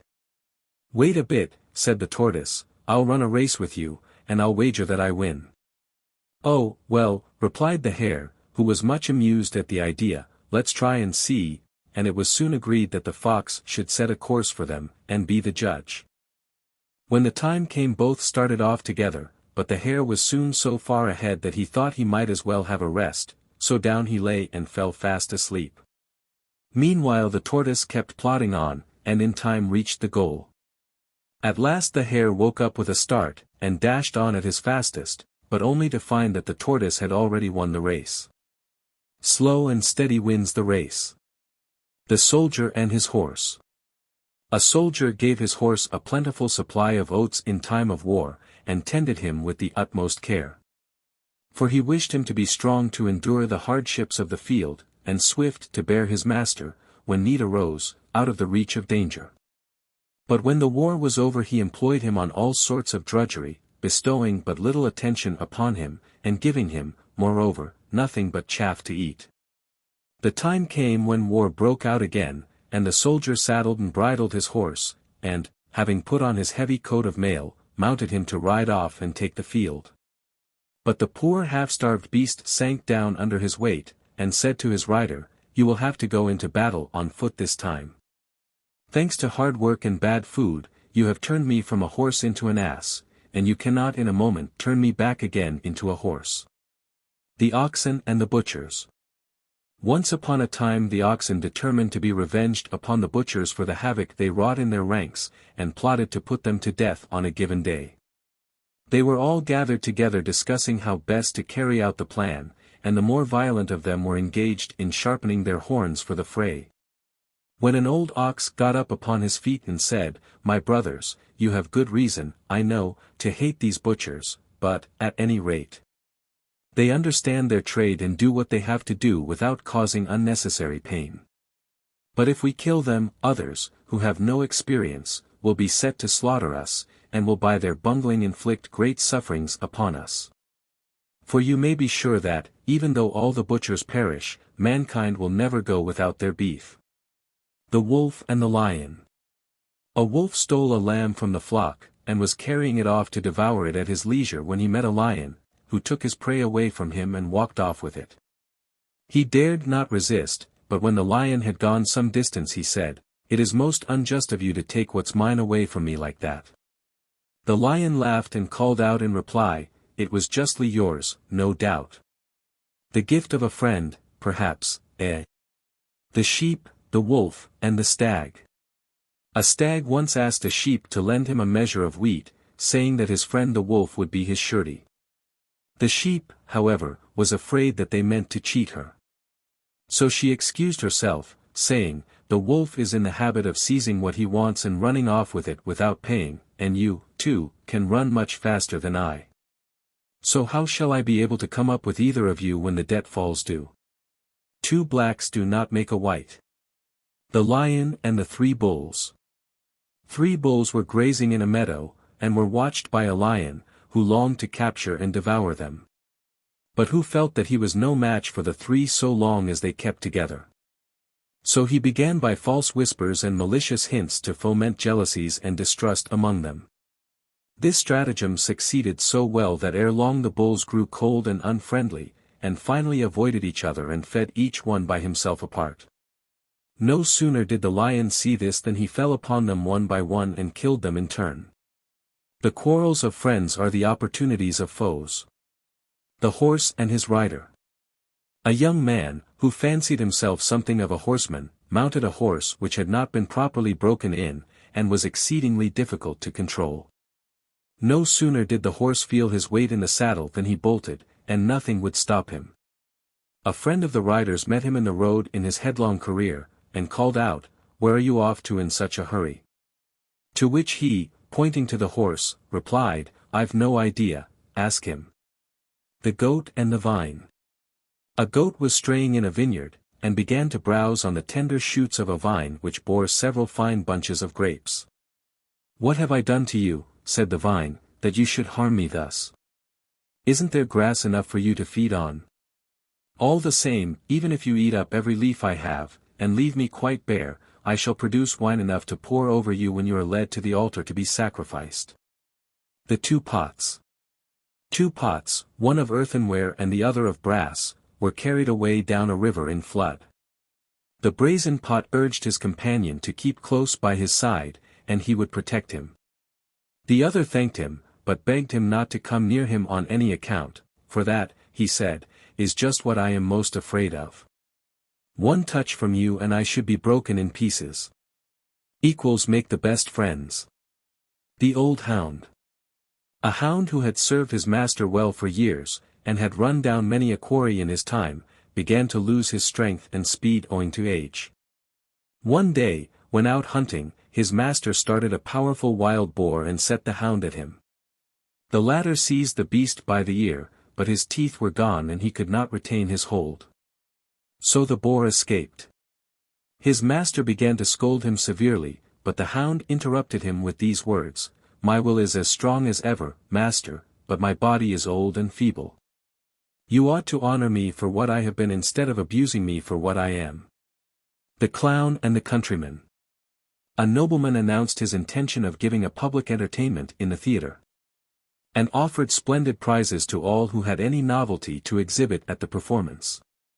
The announcement attracted a crowd of conjurers, jugglers, and acrobats, and among the rest a clown, very popular with the crowd, who let it be known that he was going to give an entirely new turn. When the day of the performance came, the theatre was filled from top to bottom some time before the entertainment began. Several performers exhibited their tricks, and then the popular favorite came on empty-handed and alone. At once there was a hush of expectation, and he, letting his head fall upon his breast, imitated the squeak of a pig to such perfection that the audience insisted on his producing the animal, which, they said, he must have somewhere concealed about his person. He, however, convinced them that there was no pig there, and then the applause was deafening. Among the spectators was a countryman, who disparaged the clown's performance and announced that he would give a much superior exhibition of the same trick on the following day. Again the theatre was filled to overflowing, and again the clown gave his imitation amidst the cheers of the crowd. The countryman, meanwhile, before going on the stage, had secreted a young porker under his smock. And when the spectators derisively bade him do better if he could, he gave it a pinch in the ear and made it squeal loudly.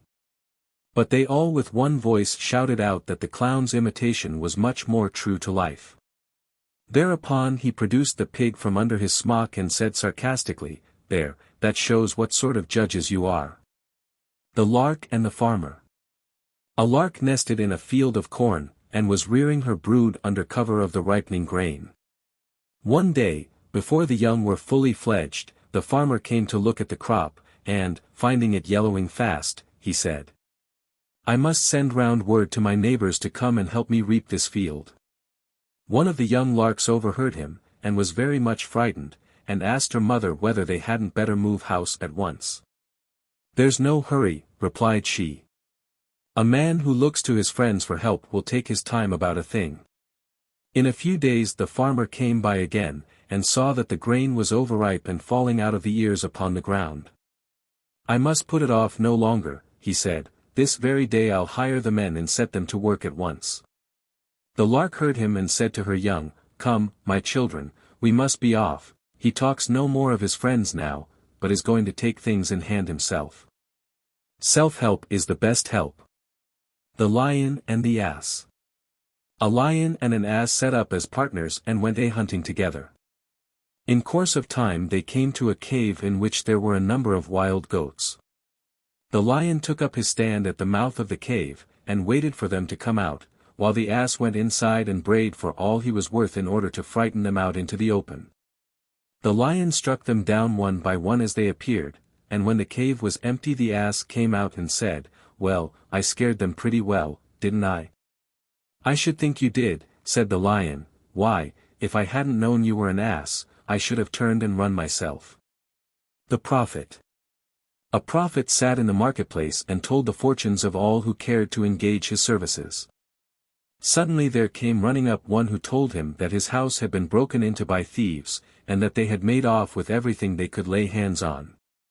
He was up in a moment, and rushed off, tearing his hair and calling down curses on the miscreants. The bystanders were much amused, and one of them said, "Our friend professes to know what is going to happen to others, but it seems he's not clever enough to perceive what's in store for himself." The Hound and the Hare. A young hound started a hare, and, when he caught her up, would at one moment snap at her with his teeth as though he were about to kill her. While at another he would let go his hold and frisk about her, as if he were playing with another dog. At last the hare said, "I wish you would show yourself in your true colors. If you are my friend, why do you bite me? If you are my enemy, why do you play with me? He is no friend who plays double." The Lion, the Mouse, and the Fox. A lion was lying asleep at the mouth of his den when a mouse ran over his back and tickled him so that he woke up with a start and began looking about everywhere to see what it was that had disturbed him. A fox, who was looking on, thought he would have a joke at the expense of the lion, so he said, "Well, this is the first time I've seen a lion afraid of a mouse." "Afraid of a mouse?" said the lion testily, "Not I. It's his bad manners I can't stand." The Trumpeter taken prisoner.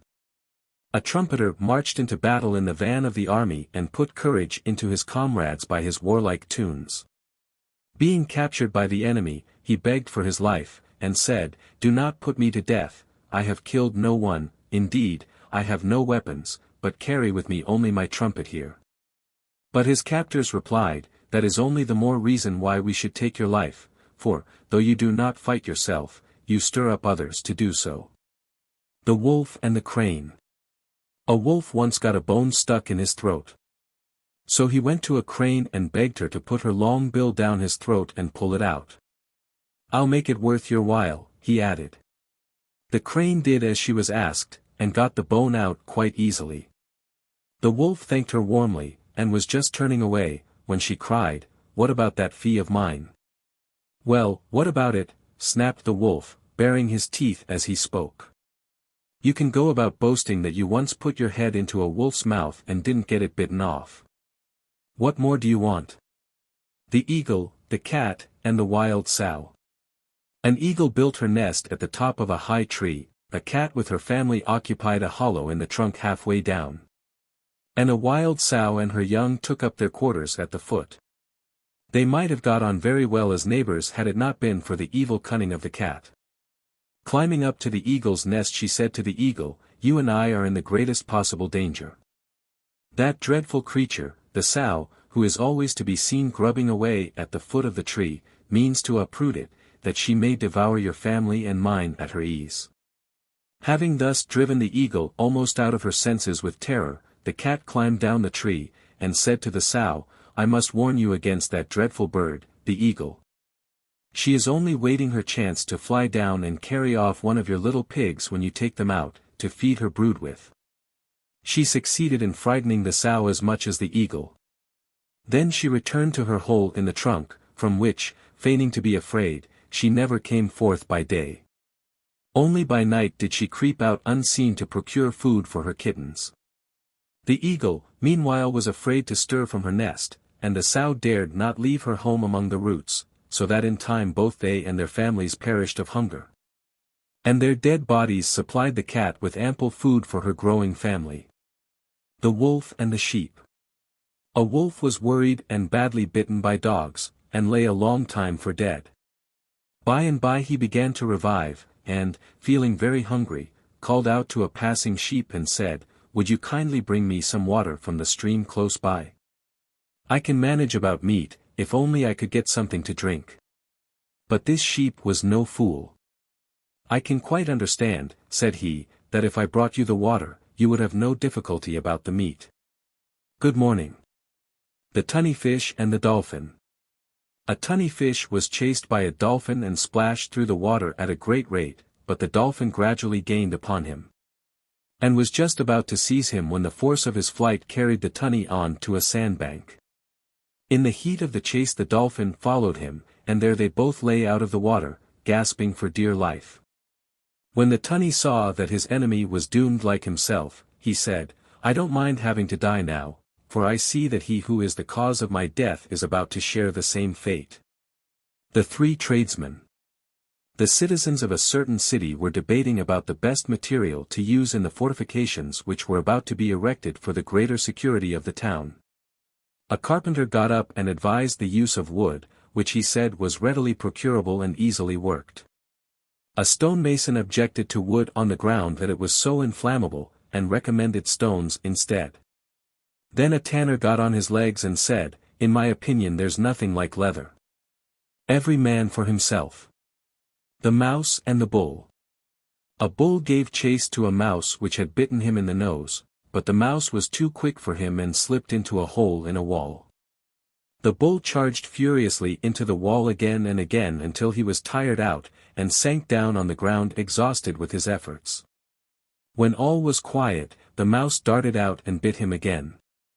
Beside himself with rage he started to his feet, but by that time the mouse was back in his hole again, and he could do nothing but bellow and fume in helpless anger.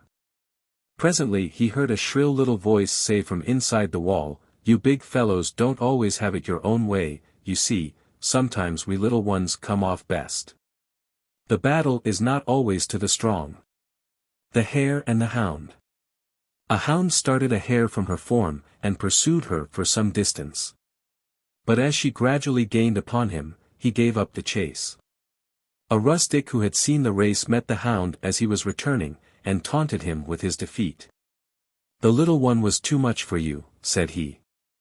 "Ah, well," said the hound, "don't forget it's one thing to be running for your dinner, but quite another to be running for your life." The town mouse and the country mouse. A town mouse and a country mouse were acquaintances, and the country mouse one day invited his friend to come and see him at his home in the fields.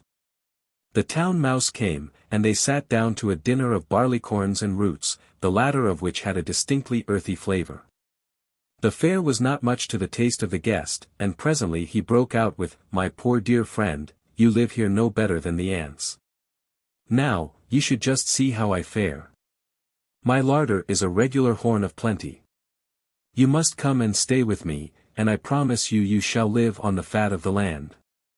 So when he returned to town he took the country mouse with him, and showed him into a larder containing flour and oatmeal and figs and honey and dates. The country mouse had never seen anything like it, and sat down to enjoy the luxuries his friend provided, but before they had well begun, the door of the larder opened and someone came in. The two mice scampered off and hid themselves in a narrow and exceedingly uncomfortable hole. Presently, when all was quiet, they ventured out again. But someone else came in, and off they scuttled again. This was too much for the visitor. "Goodbye," said he, "I'm off. You live in the lap of luxury, I can see, but you are surrounded by dangers. Whereas at home I can enjoy my simple dinner of roots and corn in peace." The Lion and the Bull. A lion saw a fine fat bull pasturing among a herd of cattle and cast about for some means of getting him into his clutches. So he sent him word that he was sacrificing a sheep, and asked if he would do him the honor of dining with him. The bull accepted the invitation, but, on arriving at the lion's den, he saw a great array of saucepans and spits, but no sign of a sheep, so he turned on his heel and walked quietly away. The lion called after him in an injured tone to ask the reason, and the bull turned round and said, "I have reason enough.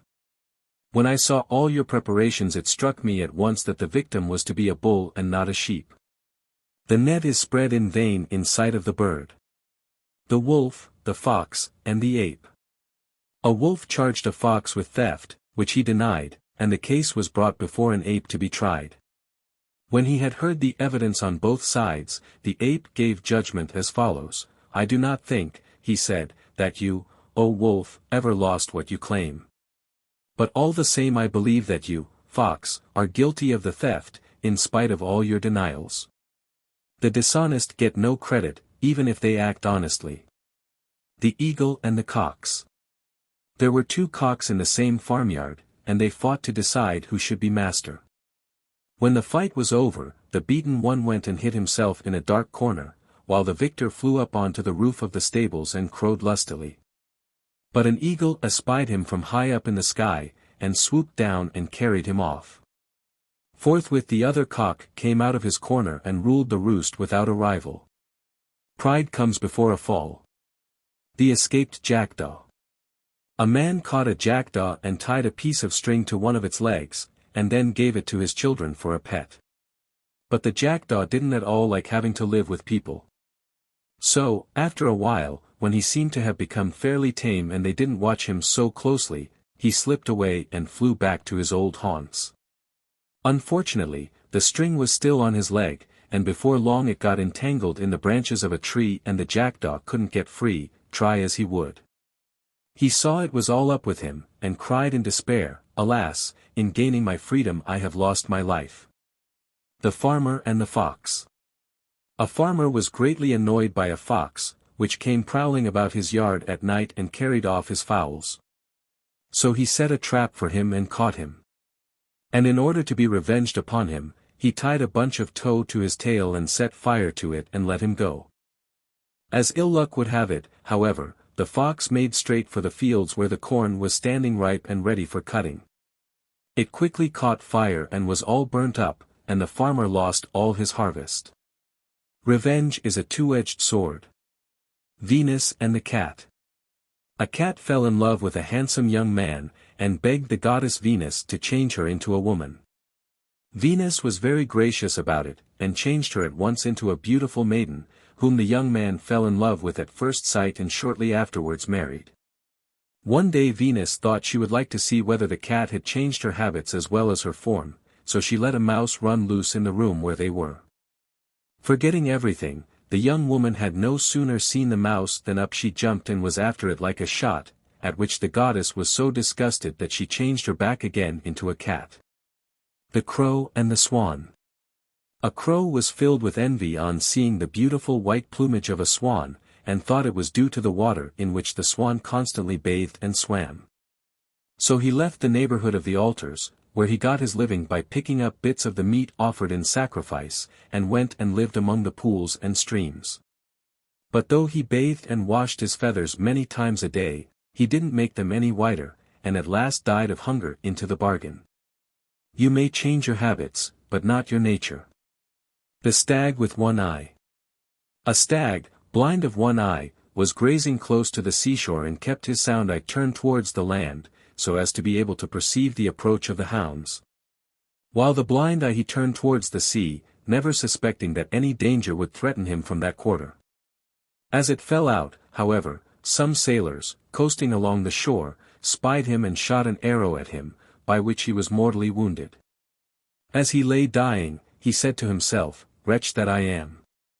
I bethought me of the dangers of the land, whence none assailed me, but I feared no peril from the sea, yet thence has come my ruin." Misfortune often assails us from an unexpected quarter. The fly and the draft mule.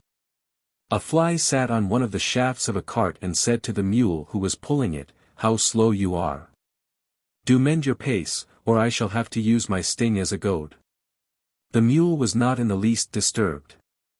"Behind me, in the cart," said he, "sits my master.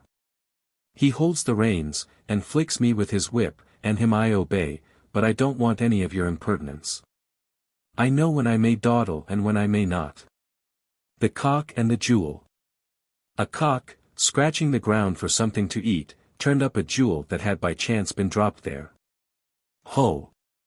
said he, "a fine thing you are, no doubt, and, had your owner found you, great would his joy have been. But for me, give me a single grain of corn before all the jewels in the world." The wolf and the shepherd. A wolf hung about near a flock of sheep for a long time, but made no attempt to molest them. The shepherd at first kept a sharp eye on him, for he naturally thought he meant mischief, but as time went by and the wolf showed no inclination to meddle with the flock, he began to look upon him more as a protector than as an enemy, and when one day some errand took him to the city, he felt no uneasiness at leaving the wolf with the sheep. But as soon as his back was turned the wolf attacked them and killed the greater number. When the shepherd returned and saw the havoc he had wrought, he cried, "It serves me right for trusting my flock to a wolf." The farmer and the stork.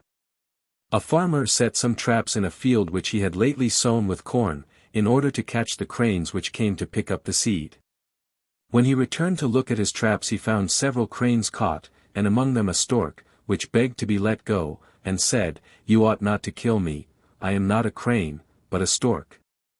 As you can easily see by my feathers, and I am the most honest and harmless of birds."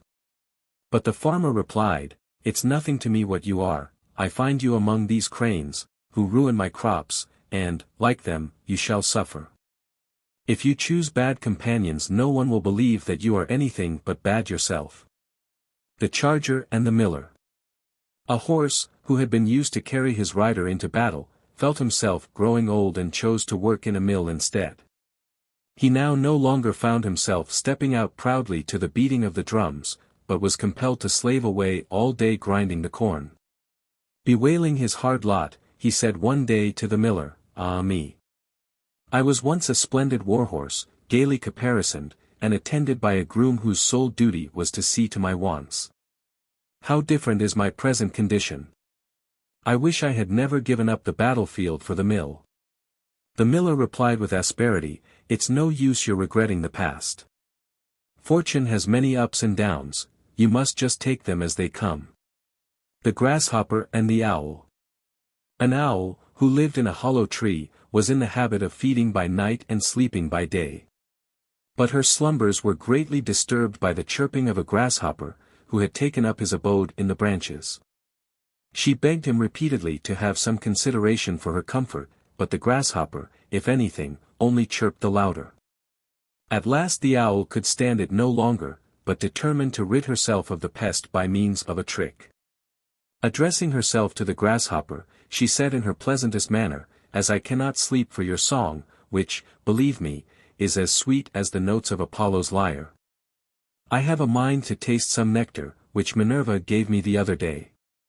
Won't you come in and join me?" The grasshopper was flattered by the praise of his song, and his mouth, too, watered at the mention of the delicious drink, so he said he would be delighted. No sooner had he got inside the hollow where the owl was sitting than she pounced upon him and ate him up. The grasshopper and the ants. One fine day in winter some ants were busy drying their store of corn, which had got rather damp during a long spell of rain. Presently up came a grasshopper and begged them to spare her a few grains, for, she said, "I'm simply starving." The ants stopped work for a moment, though this was against their principles. "May we ask," said they, "what you were doing with yourself all last summer?" why didn't you collect a store of food for the winter?" "The fact is," replied the grasshopper, "I was so busy singing that I hadn't the time." "If you spent the summer singing," replied the ants, "you can't do better than spend the winter dancing." And they chuckled and went on with their work. The Farmer and the Viper. One winter a farmer found a viper frozen and numb with cold, and out of pity picked it up and placed it in his bosom. The viper was no sooner revived by the warmth than it turned upon its benefactor and inflicted a fatal bite upon him. And as the poor man lay dying, he cried, "I have only got what I deserved, for taking compassion on so villainous a creature. Kindness is thrown away upon the evil." The Two Frogs. Two frogs were neighbors. One lived in a marsh, where there was plenty of water, which frogs love, the other in a lane some distance away, where all the water to be had was that which lay in the ruts after rain. The marsh frog warned his friend and pressed him to come and live with him in the marsh, for he would find his quarters there far more comfortable and, what was still more important, more safe. But the other refused, saying that he could not bring himself to move from a place to which he had become accustomed. A few days afterwards a heavy wagon came down the lane, and he was crushed to death under the wheels. The cobbler turned doctor. A very unskillful cobbler, finding himself unable to make a living at his trade, gave up mending boots and took to doctoring instead. He gave out that he had the secret of a universal antidote against all poisons, and acquired no small reputation, thanks to his talent for puffing himself. One day, however, he fell very ill. And the king of the country bethought him that he would test the value of his remedy. Calling, therefore, for a cup, he poured out a dose of the antidote, and, under pretence of mixing poison with it, added a little water, and commanded him to drink it. Terrified by the fear of being poisoned, the cobbler confessed that he knew nothing about medicine, and that his antidote was worthless. Then the king summoned his subjects and addressed them as follows: "What folly could be greater than yours? Here is this cobbler to whom no one will send his boots to be mended, and yet you have not hesitated to entrust him with your lives." The Ass, the Cock, and the Lion. An ass and a cock were in a cattle pen together. Presently a lion, who had been starving for days, came along and was just about to fall upon the ass and make a meal of him when the cock, rising to his full height and flapping his wings vigorously, uttered a tremendous crow. Now, if there is one thing that frightens a lion, it is the crowing of a cock, and this one had no sooner heard the noise than he fled. The ass was mightily elated at this, and thought that, if the lion couldn't face a cock, he would be still less likely to stand up to an ass, so he ran out and pursued him. But when the two had got well out of sight and hearing of the cock, the lion suddenly turned upon the ass and ate him up. False confidence often leads to disaster. The belly and the members. The members of the body once rebelled against the belly. "You," they said to the belly, "live in luxury and sloth, and never do a stroke of work. While we not only have to do all the hard work there is to be done, but are actually your slaves and have to minister to all your wants. Now, we will do so no longer, and you can shift for yourself for the future." They were as good as their word, and left the belly to starve. The result was just what might have been expected: the whole body soon began to fail, and the members and all shared in the general collapse. And then they saw too late how foolish they had been. The Bald Man and the Fly. A fly settled on the head of a bald man and bit him. In his eagerness to kill it, he hit himself a smart slap. But the fly escaped, and said to him in derision, "You tried to kill me for just one little bite, what will you do to yourself now, for the heavy smack you have just given yourself?" "Oh, for that blow I bear no grudge," he replied, "for I never intended myself any harm. But as for you, you contemptible insect, who live by sucking human blood, I'd have borne a good deal more than that for the satisfaction of dashing the life out of you." The Ass and the Wolf. An ass was feeding in a meadow, and, catching sight of his enemy the wolf in the distance, pretended to be very lame and hobbled painfully along. When the wolf came up, he asked the ass how he came to be so lame, and the ass replied that in going through a hedge he had trodden on a thorn, and he begged the wolf to pull it out with his teeth. "In case," he said, "when you eat me, it should stick in your throat and hurt you very much.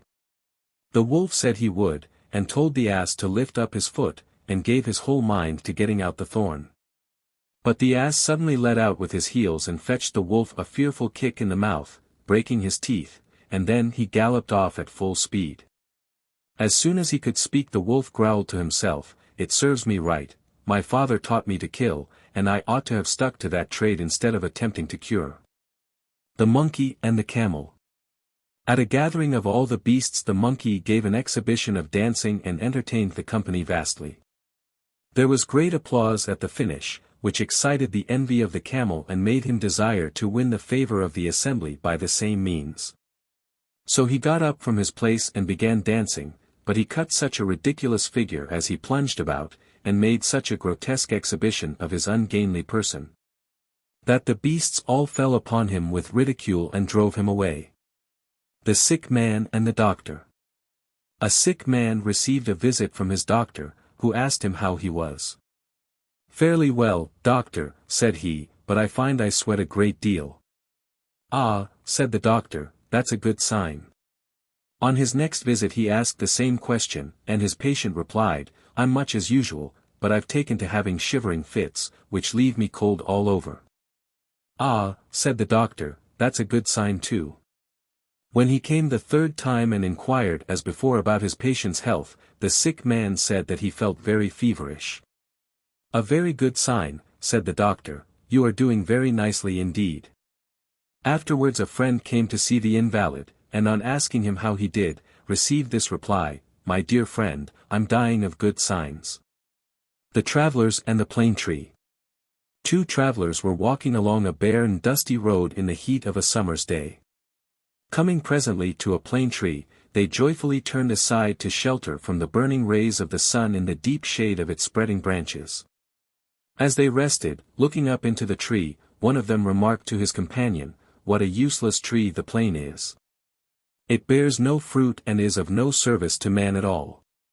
The plane tree interrupted him with indignation. "You ungrateful creature!" it cried, "you come and take shelter under me from the scorching sun, and then, in the very act of enjoying the cool shade of my foliage, you abuse me and call me good for nothing. Many a service is met with ingratitude." The flea and the ox. A flea once said to an ox, "How comes it that a big strong fellow like you is content to serve mankind, and do all their hard work for them, while I, who am no bigger than you see, live on their bodies and drink my fill of their blood, and never do a stroke for it all?" To which the ox replied, "Men are very kind to me, and so I am grateful to them, they feed and house me well. And every now and then they show their fondness for me by patting me on the head and neck." "They'd pat me, too," said the flea, "if I let them, but I take good care they don't, or there would be nothing left of me." The birds, the beasts, and the bat. The birds were at war with the beasts, and many battles were fought with varying success on either side. The bat did not throw in his lot definitely with either party, but when things went well for the birds he was found fighting in their ranks. When, on the other hand, the beasts got the upper hand, he was to be found among the beasts. No one paid any attention to him while the war lasted, but when it was over, and peace was restored, neither the birds nor the beasts would have anything to do with so double-faced a traitor. And so he remains to this day a solitary outcast from both. The man and his two sweethearts. A man of middle age, whose hair was turning grey, had two sweethearts, an old woman and a young one. The elder of the two didn't like having a lover who looked so much younger than herself, so, whenever he came to see her, she used to pull the dark hairs out of his head to make him look old. The younger, on the other hand, didn't like him to look so much older than herself, and took every opportunity of pulling out the grey hairs, to make him look young. Between them, they left not a hair in his head, and he became perfectly bald. The eagle, the jackdaw, and the shepherd. One day a jackdaw saw an eagle swoop down on a lamb and carry it off in its talons. "My word," said the jackdaw, "I'll do that myself." So it flew high up into the air, and then came shooting down with a great whirring of wings on to the back of a big ram. It had no sooner alighted than its claws got caught fast in the wool, and nothing it could do was of any use. There it stuck, flapping away, and only making things worse instead of better. By and by up came the shepherd. "Oh ho," he said, "so that's what you'd be doing, is it?" And he took the jackdaw, and clipped its wings and carried it home to his children. It looked so odd that they didn't know what to make of it. "What sort of bird is it, father?" they asked. "It's a jackdaw," he replied, "and nothing but a jackdaw, but it wants to be taken for an eagle. If you attempt what is beyond your power, your trouble will be wasted and you court not only misfortune but ridicule." The Wolf and the Boy. A wolf, who had just enjoyed a good meal and was in a playful mood, caught sight of a boy lying flat upon the ground, and, realizing that he was trying to hide, and that it was fear of himself that made him do this, he went up to him and said, "Aha, I've found you, you see. But if you can say 3 things to me, the truth of which cannot be disputed, I will spare your life." The boy plucked up courage and thought for a moment, and then he said, "First, it is a pity you saw me. Secondly, I was a fool to let myself be seen. And thirdly, we all hate wolves because they are always making unprovoked attacks upon our flocks." The wolf replied, "Well, what you say is true enough from your point of view, so you may go." The miller, his son, and their ass. A miller, accompanied by his young son, was driving his ass to market in hopes of finding a purchaser for him. On the road they met a troop of girls, laughing and talking, who exclaimed, "Did you ever see such a pair of fools? To be trudging along the dusty road when they might be riding." The miller thought there was sense in what they said, so he made his son mount the ass, and himself walked at the side. Presently they met some of his old cronies, who greeted them and said, "You'll spoil that son of yours, letting him ride while you toil along on foot. Make him walk, young lazybones. It'll do him all the good in the world." The miller followed their advice, and took his son's place on the back of the ass while the boy trudged along behind. They had not gone far when they overtook a party of women and children, and the miller heard them say, "What a selfish old man. He himself rides in comfort, but lets his poor little boy follow as best he can on his own legs." So he made his son get up behind him. Further along the road they met some travelers, who asked the miller whether the ass he was riding was his own property, or a beast hired for the occasion. He replied that it was his own, and that he was taking it to market to sell. "Good heavens!" said they, "with a load like that the poor beast will be so exhausted by the time he gets there that no one will look at him. Why, you'd do better to carry him." "Anything to please you," said the old man, "we can but try." So they got off, tied the ass's legs together with a rope and slung him on a pole, and at last reached the town, carrying him between them. This was so absurd a sight that the people ran out in crowds to laugh at it, and chaffed the father and son unmercifully, some even calling them lunatics. They had then got to a bridge over the river, where the ass, frightened by the noise and his unusual situation, kicked and struggled till he broke the ropes that bound him, and fell into the water and was drowned. Whereupon the unfortunate miller, vexed and ashamed, made the best of his way home again, convinced that in trying to please all he had pleased none, and had lost his ass into the bargain. The Stag and the Vine. A stag, pursued by the huntsman, concealed himself under cover of a thick vine. They lost track of him and passed by his hiding place without being aware that he was anywhere near. Supposing all danger to be over, he presently began to browse on the leaves of the vine. The movement drew the attention of the returning huntsman, and one of them, supposing some animal to be hidden there, shot an arrow at a venture into the foliage. The unlucky stag was pierced to the heart, and, as he expired, he said, "I deserve my fate for my treachery in feeding upon the leaves of my protector." Ingratitude sometimes brings its own punishment. The lamb chased by a wolf. A wolf was chasing a lamb, which took refuge in a temple. The wolf urged it to come out of the precincts, and said, "If you don't, the priest is sure to catch you and offer you up in sacrifice on the altar." To which the lamb replied, "Thanks, I think I'll stay where I am. I'd rather be sacrificed any day than be eaten up by a wolf." The Archer and the Lion. An archer went up into the hills to get some sport with his bow, and all the animals fled at the sight of him with the exception of the lion, who stayed behind and challenged him to fight.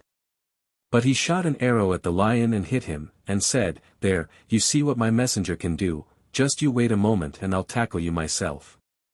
The lion, however, when he felt the sting of the arrow, ran away as fast as his legs could carry him. A fox, who had seen it all happen, said to the lion, "Come, don't be a coward, why don't you stay and show fight?" But the lion replied, "You won't get me to stay, not you. Why, when he sends a messenger like that before him, he must himself be a terrible fellow to deal with. Give a wide berth to those who can do damage at a distance." The wolf and the goat. A wolf caught sight of a goat browsing above him on the scanty herbage that grew on the top of a steep rock. And being unable to get at her, tried to induce her to come lower down. "You are risking your life up there, madam, indeed you are," he called out, "pray take my advice and come down here, where you will find plenty of better food." The goat turned a knowing eye upon him. "It's little you care whether I get good grass or bad," said she, "what you want is to eat me." The sick stag. A stag fell sick and lay in a clearing in the forest, too weak to move from the spot. When the news of his illness spread, a number of the other beasts came to inquire after his health. And they one and all nibbled a little of the grass that grew round the invalid till at last there was not a blade within his reach. In a few days he began to mend, but was still too feeble to get up and go in search of fodder, and thus he perished miserably of hunger owing to the thoughtlessness of his friends. The ass and the mule.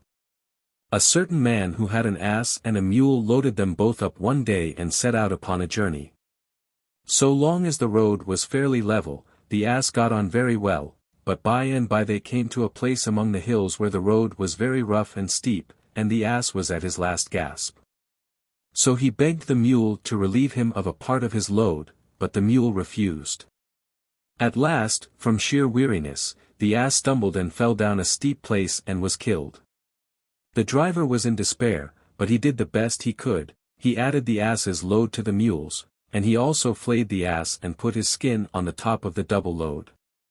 The mule could only just manage the extra weight, and, as he staggered painfully along, he said to himself, "I have only got what I deserved. If I had been willing to help the ass at first, I should not now be carrying his load and his skin into the bargain."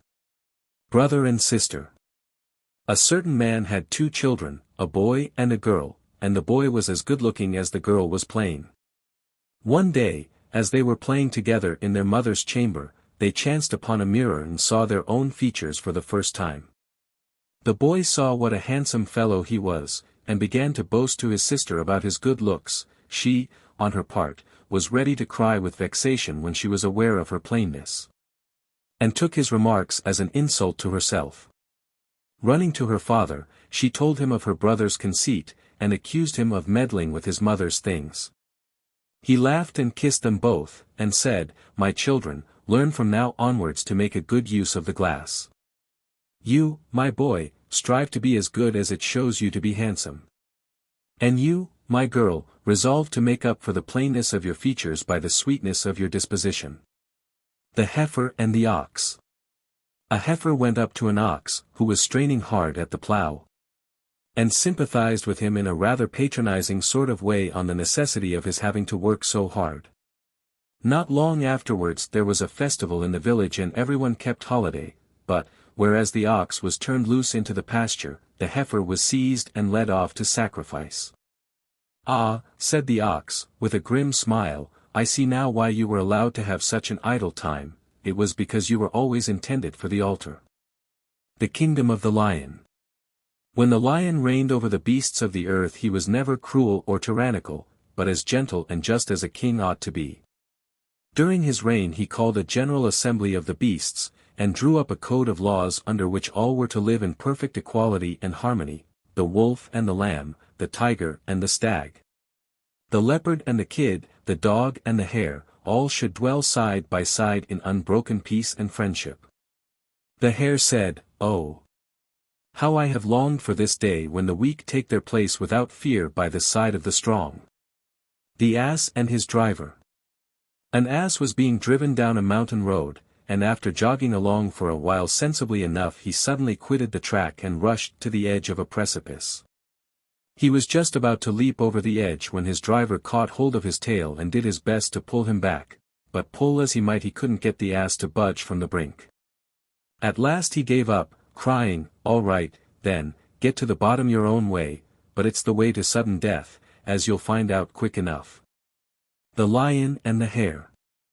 A lion found a hare sleeping in her form, and was just going to devour her when he caught sight of a passing stag. Dropping the hare, he at once made for the bigger game. But finding, after a long chase, that he could not overtake the stag, he abandoned the attempt and came back for the hare. When he reached the spot, however, he found she was nowhere to be seen, and he had to go without his dinner. "It serves me right," he said. "I should have been content with what I had got, instead of hankering after a better prize." The Wolves and the Dogs. Once upon a time the wolves said to the dogs, "Why should we continue to be enemies any longer? You are very like us in most ways, the main difference between us is one of training only. We live a life of freedom. But you are enslaved to mankind, who beat you, and put heavy collars round your necks, and compel you to keep watch over their flocks and herds for them, and, to crown all, they give you nothing but bones to eat.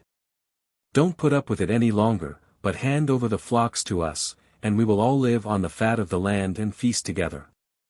The dogs allowed themselves to be persuaded by these words, and accompanied the wolves into their den.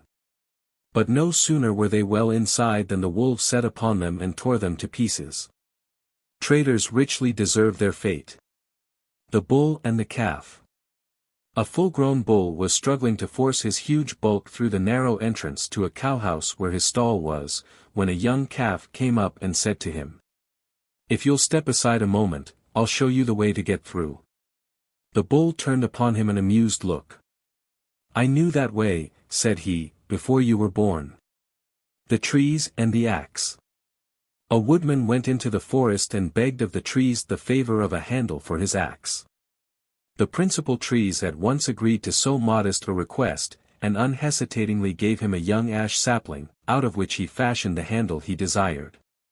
No sooner had he done so than he set to work to fell the noblest trees in the wood. When they saw the use to which he was putting their gift, they cried, "Alas! Alas! We are undone, but we are ourselves to blame. The little we gave has cost us all. Had we not sacrificed the rights of the ash, we might ourselves have stood for ages." The Astronomer. There was once an astronomer whose habit it was to go out at night and observe the stars. One night, as he was walking about outside the town gates, gazing up absorbed into the sky and not looking where he was going, he fell into a dry well.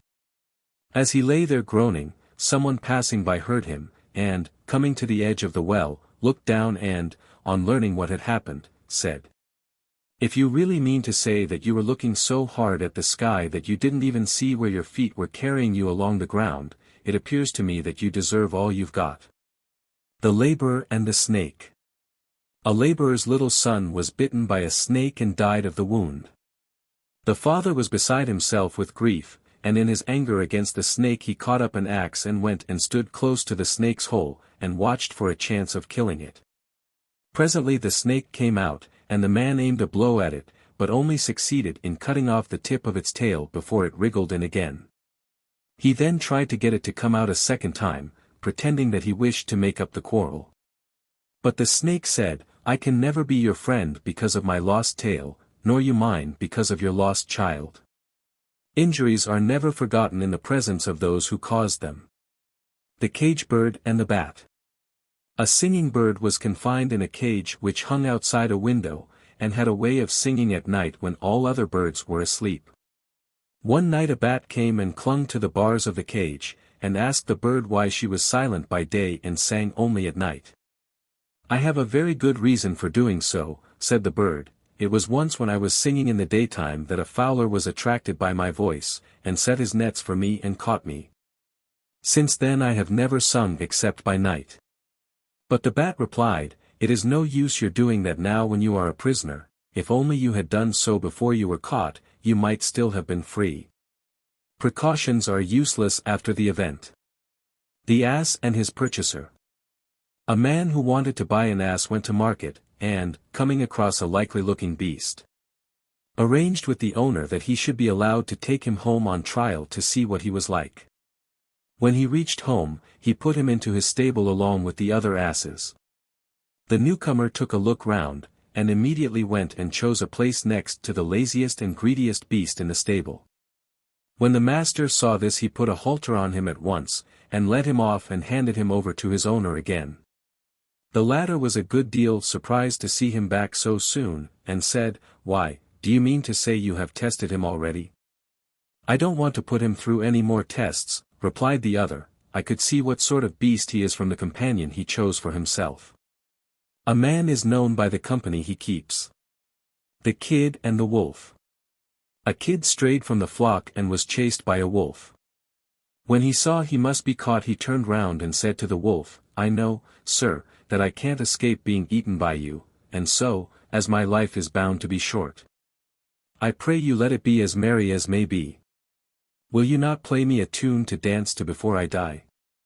The wolf saw no objection to having some music before his dinner, so he took out his pipe and began to play, while the kid danced before him. Before many minutes were past, the gods who guarded the flock heard the sound and came up to see what was going on.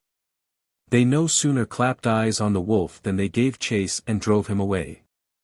As he ran off, he turned and said to the kid, "It's what I thoroughly deserve. My trade is the butcher's, and I had no business to turn piper to please you." The debtor and his sow. A man of Athens fell into debt and was pressed for the money by his creditor, but he had no means of paying at the time, so he begged for delay. But the creditor refused and said he must pay at once. Then the debtor fetched a sow, the only one he had, and took her to market to offer her for sale. It happened that his creditor was there too. Presently a buyer came along and asked if the sow produced good litters. "Yes," said the debtor, "very fine ones. And the remarkable thing is that she produces females at the Mysteries and males at the Panathenaea." Festivals these were, and the Athenians always sacrifice a sow at one, and a boar at the other. While at the Dionysia they sacrifice a kid. At that the creditor, who was standing by, put in, "Don't be surprised, sir, why, still better, at the Dionysia this sow has kids." The Bald Huntsman. A man who had lost all his hair took to wearing a wig, and one day he went out hunting. It was blowing rather hard at the time, and he hadn't gone far before a gust of wind caught his hat and carried it off, and his wig too, much to the amusement of the hunt. But he quite entered into the joke, and said, "Ah, well. The hair that wig is made of didn't stick to the head on which it grew, so it's no wonder it won't stick to mine." The Herdsman and the Lost Bull. A herdsman was tending his cattle when he missed a young bull, one of the finest of the herd. He went at once to look for him, but, meeting with no success in his search, he made a vow that, if he should discover the thief, he would sacrifice a calf to Jupiter. Continuing his search, he entered a thicket, where he presently espied a lion devouring the lost bull. Terrified with fear, he raised his hands to heaven and cried, "Great Jupiter! I vowed I would sacrifice a calf to thee if I should discover the thief, but now a full-grown bull I promise thee if only I myself escape unhurt from his clutches." The Mule. One morning a mule, who had too much to eat and too little to do, began to think himself a very fine fellow indeed, and frisked about saying, "My father was undoubtedly a high-spirited horse and I take after him entirely." But very soon afterwards he was put into the harness and compelled to go a very long way with a heavy load behind him. At the end of the day, exhausted by his unusual exertions, he said dejectedly to himself, "I must have been mistaken about my father, he can only have been an ass after all." The Hound and the Fox. A hound, roaming in the forest, spied a lion, and being well used to lesser game, gave chase, thinking he would make a fine quarry. Presently the lion perceived that he was being pursued, so, stopping short, he rounded on his pursuer and gave a loud roar. The hound immediately turned tail and fled. A fox, seeing him running away, jeered at him and said, "Ho! Ho! There goes the coward who chased a lion and ran away the moment he roared. The father and his daughters. A man had 2 daughters, one of whom he gave in marriage to a gardener, and the other to a potter. After a time he thought he would go and see how they were getting on, and first he went to the gardener's wife. He asked her how she was, and how things were going with herself and her husband. She replied that on the whole they were doing very well, but, she continued, I do wish we could have some good heavy rain, the garden wants it badly. Then he went on to the potter's wife and made the same inquiries of her. She replied that she and her husband had nothing to complain of, but, she went on, I do wish we could have some nice dry weather, to dry the pottery. Her father looked at her with a humorous expression on his face. You want dry weather, he said, and your sister wants rain. I was going to ask in my prayers that your wishes should be granted. But now it strikes me I had better not refer to the subject. The thief and the innkeeper. A thief hired a room at an inn, and stayed there some days on the lookout for something to steal. No opportunity, however, presented itself, till one day, when there was a festival to be celebrated, the innkeeper appeared in a fine new coat and sat down before the door of the inn for an airing. The thief no sooner set eyes upon the coat than he longed to get possession of it.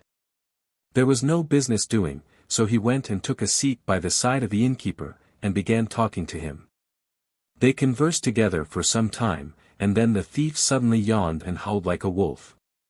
The innkeeper asked him in some concern what ailed him. The thief replied, I will tell you about myself, sir, but first I must beg you to take charge of my clothes for me, for I intend to leave them with you. Why I have these fits of yawning I cannot tell, maybe they are sent as a punishment for my misdeeds. But, whatever the reason, the facts are that when I have yawned 3 times I become a ravening wolf and fly at men's throats. As he finished speaking he yawned a second time and howled again as before. The innkeeper, believing every word he said, and terrified at the prospect of being confronted with a wolf, got up hastily and started to run indoors. But the thief caught him by the coat and tried to stop him, crying, Stay, sir, stay, and take charge of my clothes, or else I shall never see them again. As he spoke he opened his mouth and began to yawn for the 3rd time. The innkeeper, mad with the fear of being eaten by a wolf, slipped out of his coat, which remained in the other's hands, and bolted into the inn and locked the door behind him. And the thief then quietly stole off with his spoil. The pack-ass and the wild ass. A wild ass, who was wandering idly about, one day came upon a pack-ass lying at full length in a sunny spot and thoroughly enjoying himself. Going up to him, he said, What a lucky beast you are! Your sleek coat shows how well you live, how I envy you. Not long after the wild ass saw his acquaintance again, but this time he was carrying a heavy load, and his driver was following behind and beating him with a thick stick. Ah, my friend, said the wild ass, I don't envy you any more, for I see you pay dear for your comforts. Advantages that are dearly bought are doubtful blessings. The ass and his masters. A gardener had an ass which had a very hard time of it, what with scanty food, heavy loads, and constant beating. The ass therefore begged Jupiter to take him away from the gardener and hand him over to another master. So Jupiter sent Mercury to the gardener to bid him sell the ass to a potter, which he did. But the ass was as discontented as ever, for he had to work harder than before, so he begged Jupiter for relief a second time, and Jupiter very obligingly arranged that he should be sold to a tanner. But when the ass saw what his new master's trade was, he cried in despair, Why wasn't I content to serve either of my former masters, hard as I had to work and badly as I was treated?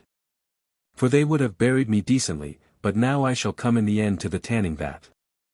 Servants don't know a good master till they have served a worse. The pack-ass, the wild ass, and the lion. A wild ass saw a pack-ass jogging along under a heavy load, and taunted him with the condition of slavery in which he lived. In these words, What a vile lot is yours compared with mine. I am free as the air, and never do a stroke of work, and, as for fodder, I have only to go to the hills and there I find far more than enough for my needs. But you depend on your master for food, and he makes you carry heavy loads every day and beats you unmercifully. At that moment a lion appeared on the scene, and made no attempt to molest the pack-ass owing to the presence of the driver. But he fell upon the wild ass, who had no one to protect him, and without more ado made a meal of him.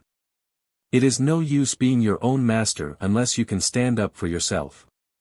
The ant. Ants were once men and made their living by tilling the soil. But, not content with the results of their own work, they were always casting longing eyes upon the crops and fruits of their neighbors, which they stole, whenever they got the chance, and added to their own store.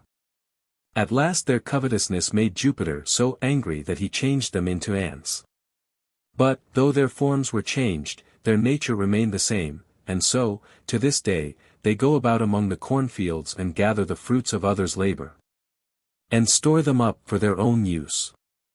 You may punish a thief, but his bent remains. The frogs and the well. 2 frogs lived together in a marsh. But one hot summer the marsh dried up, and they left it to look for another place to live in, for frogs like damp places if they can get them.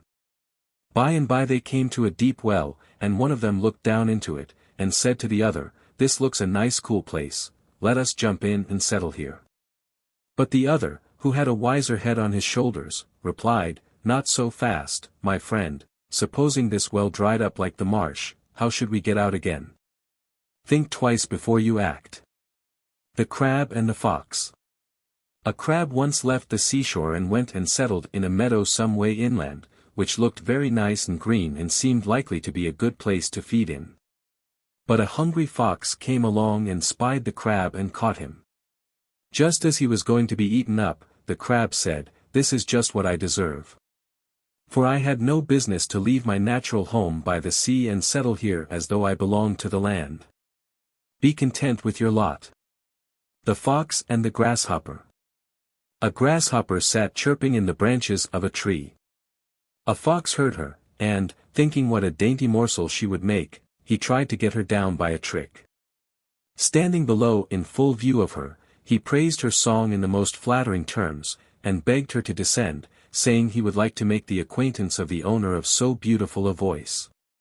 But she was not to be taken in, and replied, "You are very much mistaken, my dear sir. If you imagine I am going to come down, I keep well out of the way of you and your kind ever since the day when I saw numbers of grasshoppers' wings strewn about the entrance to a fox's earth." The farmer, his boy, and the rooks. A farmer had just sown a field of wheat, and was keeping a careful watch over it. For numbers of rooks and starlings kept continually settling on it and eating up the grain. Along with him went his boy, carrying a sling, and whenever the farmer asked for the sling the starlings understood what he said and warned the rooks and they were off in a moment. So the farmer hit on a trick. "My lad," said he, "we must get the better of these birds somehow. After this, when I want the sling, I won't say, 'sling,' but just, 'humph.' And you must then hand me the sling quickly." Presently back came the whole flock. "Humph," said the farmer. But the starlings took no notice, and he had time to sling several stones among them, hitting one on the head, another in the legs, and another in the wing, before they got out of range. As they made all haste away they met some cranes, who asked them what the matter was. "Matter," said one of the rooks, "it's those rascals, men, that are the matter. Don't you go near them. They have a way of saying one thing and meaning another which has just been the death of several of our poor friends." The ass and the dog. An ass and a dog were on their travels together, and, as they went along, they found a sealed packet lying on the ground. The ass picked it up, broke the seal, and found it contained some writing, which he proceeded to read out aloud to the dog. As he read on it turned out to be all about grass and barley and hay, in short, all the kinds of fodder that asses are fond of. The dog was a good deal bored with listening to all this, till at last his impatience got the better of him, and he cried, "Just skip a few pages, friend.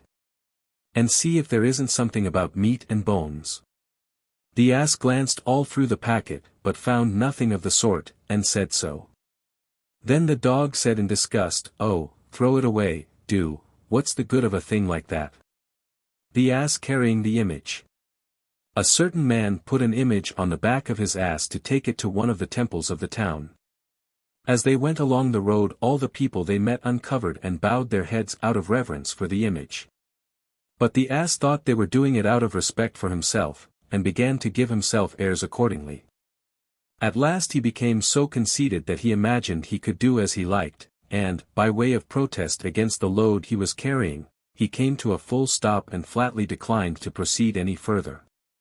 His driver, finding him so obstinate, hit him hard and long with his stick, saying the while, "Oh, you dunderheaded idiot, do you suppose it's come to this, that men pay worship to an ass? Rude shocks await those who take to themselves the credit that is due to others." The Athenian and the Theban. An Athenian and a Theban were on the road together, and passed the time in conversation, as is the way of travelers. After discussing a variety of subjects, they began to talk about heroes, a topic that tends to be more fertile than edifying. Each of them was lavish in his praises of the heroes of his own city, until eventually the Theban asserted that Hercules was the greatest hero who had ever lived on earth, and now occupied a foremost place among the gods. While the Athenian insisted that Theseus was far superior, for his fortune had been in every way supremely blessed, whereas Hercules had at one time been forced to act as a servant. And he gained his point, for he was a very glib fellow, like all Athenians, so that the Theban, who was no match for him in talking, cried at last in some disgust, "All right, have your way. I only hope that, when our heroes are angry with us, Athens may suffer from the anger of Hercules, and Thebes only from that of Theseus." The Goatherd and the Goat.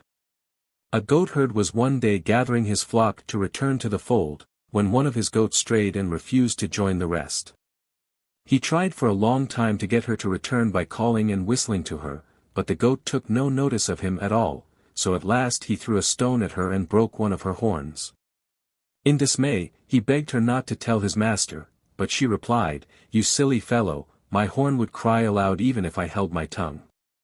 It's no use trying to hide what can't be hidden." The sheep and the dog. Once upon a time the sheep complained to the shepherd about the difference in his treatment of themselves and his dog. "Your conduct," said they, "is very strange and, we think, very unfair. We provide you with wool and lambs and milk and you give us nothing but grass, and even that we have to find for ourselves, but you get nothing at all from the dog. And yet you feed him with tidbits from your own table." Their remarks were overheard by the dog, who spoke up at once and said, "Yes, and quite right, too, where would you be if it wasn't for me? Thieves would steal you. Wolves would eat you. Indeed, if I didn't keep constant watch over you, you would be too terrified even to graze." The sheep were obliged to acknowledge that he spoke the truth, and never again made a grievance of the regard in which he was held by his master. The shepherd and the wolf. A shepherd found a wolf's cub straying in the pastures, and took him home and reared him along with his dogs.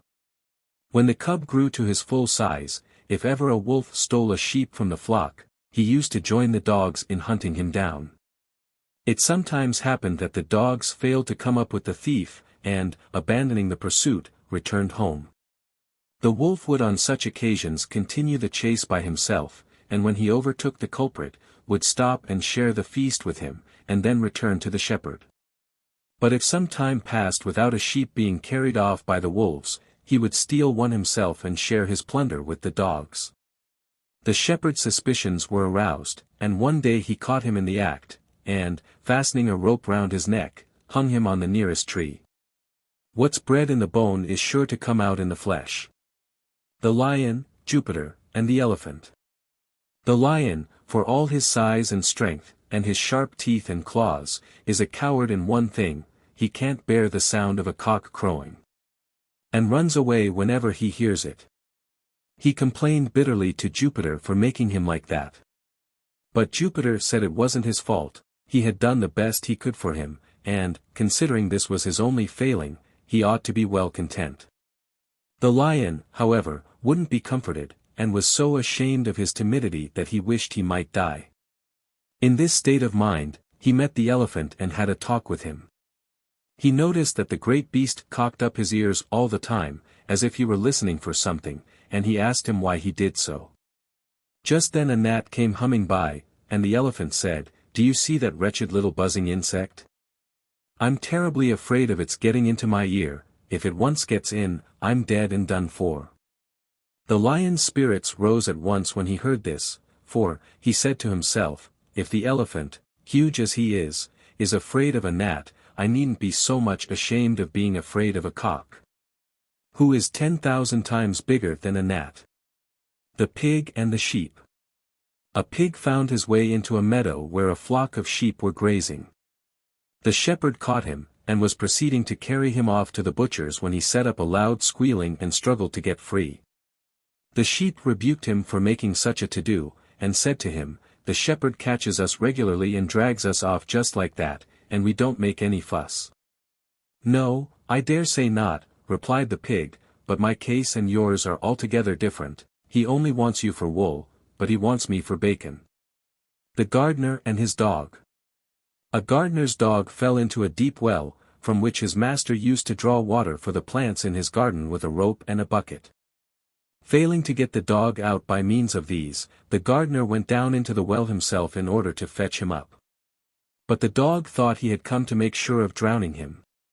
So he bit his master as soon as he came within reach, and hurt him a good deal, with the result that he left the dog to his fate and climbed out of the well, remarking, "It serves me quite right for trying to save so determined a suicide."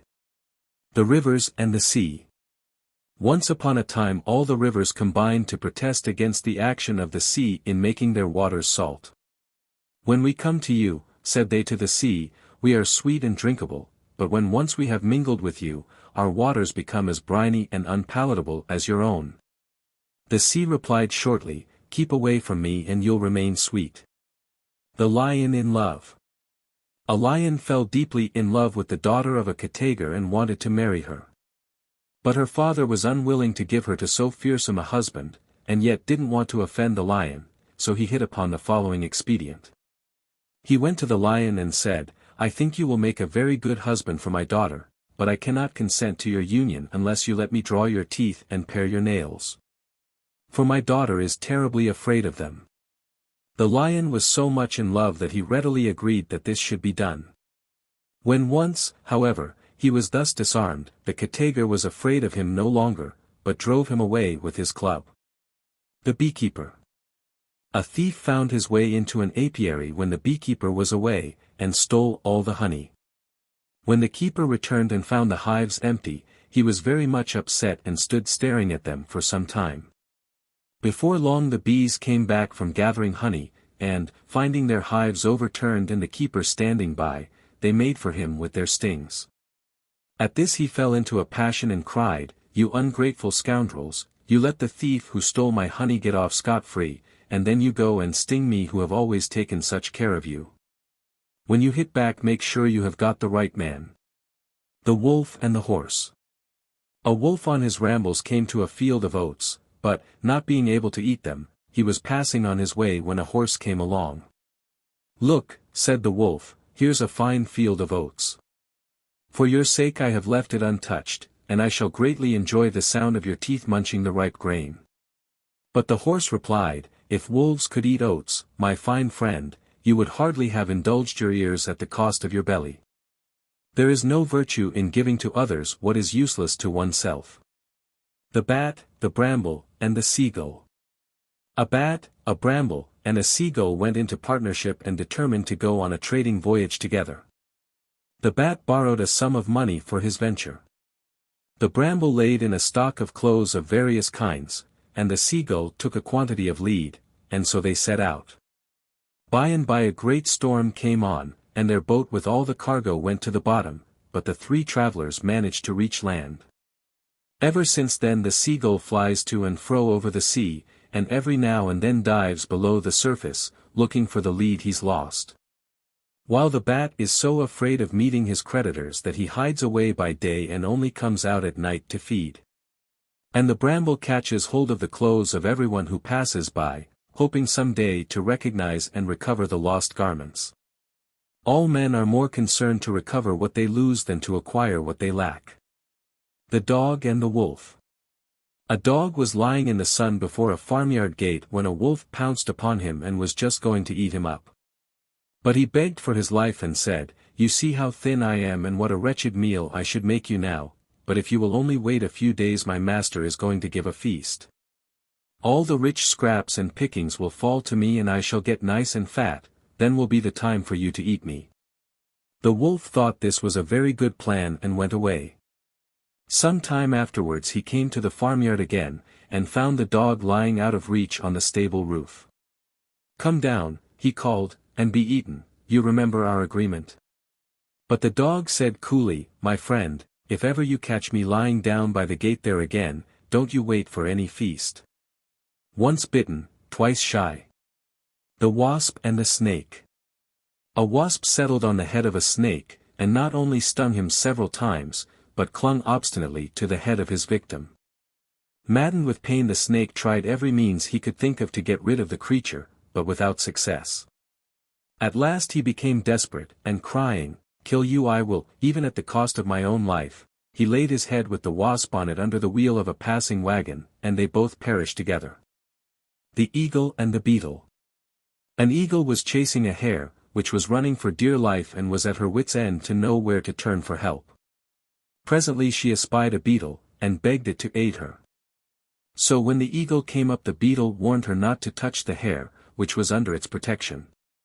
But the eagle never noticed the beetle because it was so small, seized the hare and ate her up. The beetle never forgot this, and used to keep an eye on the eagle's nest, and whenever the eagle laid an egg it climbed up and rolled it out of the nest and broke it.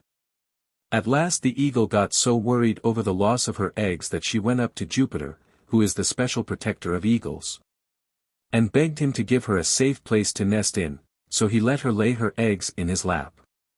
But the beetle noticed this and made a ball of dirt the size of an eagle's egg, and flew up and deposited it in Jupiter's lap. When Jupiter saw the dirt, he stood up to shake it out of his robe, and, forgetting about the eggs, he shook them out too, and they were broken just as before.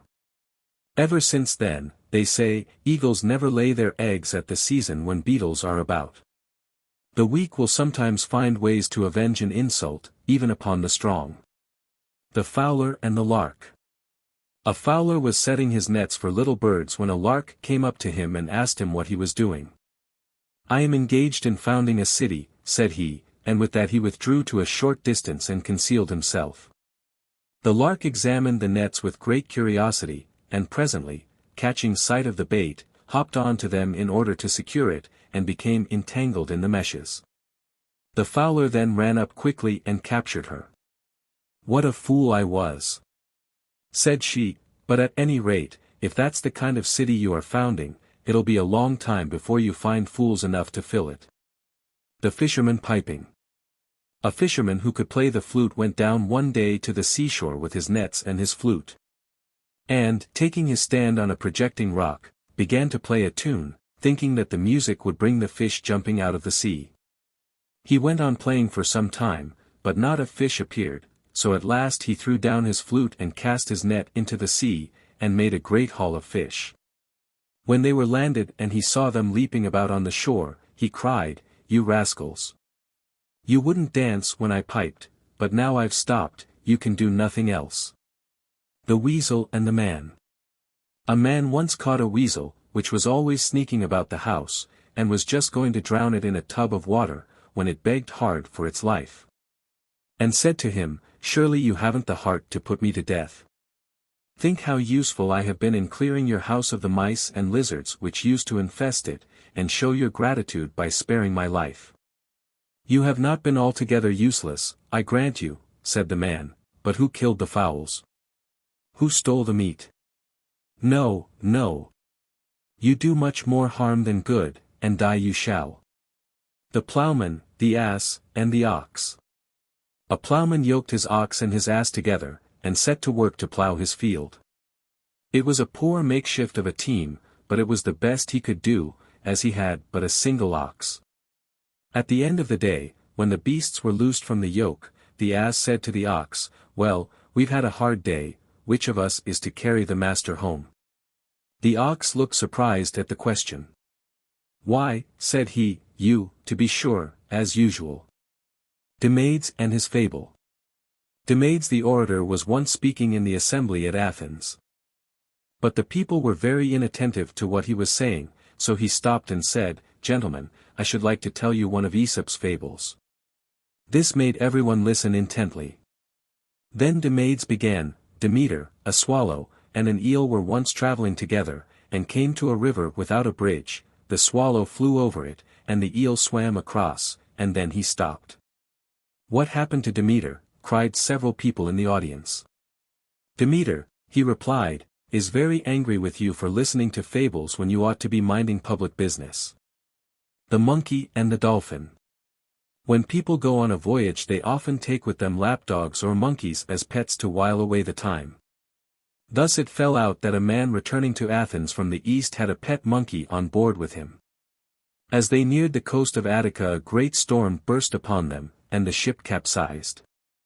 All on board were thrown into the water, and tried to save themselves by swimming, the monkey among the rest. A dolphin saw him, and, supposing him to be a man, took him on his back and began swimming towards the shore. When they got near the Piraeus, which is the port of Athens, the dolphin asked the monkey if he was an Athenian. The monkey replied that he was, and added that he came of a very distinguished family. "Then, of course, you know the Piraeus," continued the dolphin. The monkey thought he was referring to some high official or other, and replied, "Oh, yes, he's a very old friend of mine." At that, detecting his hypocrisy, the dolphin was so disgusted that he dived below the surface, and the unfortunate monkey was quickly drowned. The crow and the snake. A hungry crow spied a snake lying asleep in a sunny spot, and, picking it up in his claws, he was carrying it off to a place where he could make a meal of it without being disturbed, when the snake reared its head and bit him. It was a poisonous snake, and the bite was fatal, and the dying crow said, "What a cruel fate is mine. I thought I had made a lucky find, and it has cost me my life." The dogs and the fox. Some dogs once found a lion's skin, and were worrying it with their teeth. Just then a fox came by, and said, "You think yourselves very brave, no doubt. But if that were a live lion you'd find his claws a good deal sharper than your teeth." The nightingale and the hawk. A nightingale was sitting on a bough of an oak and singing, as her custom was. A hungry hawk presently spied her, and darting to the spot seized her in his talons.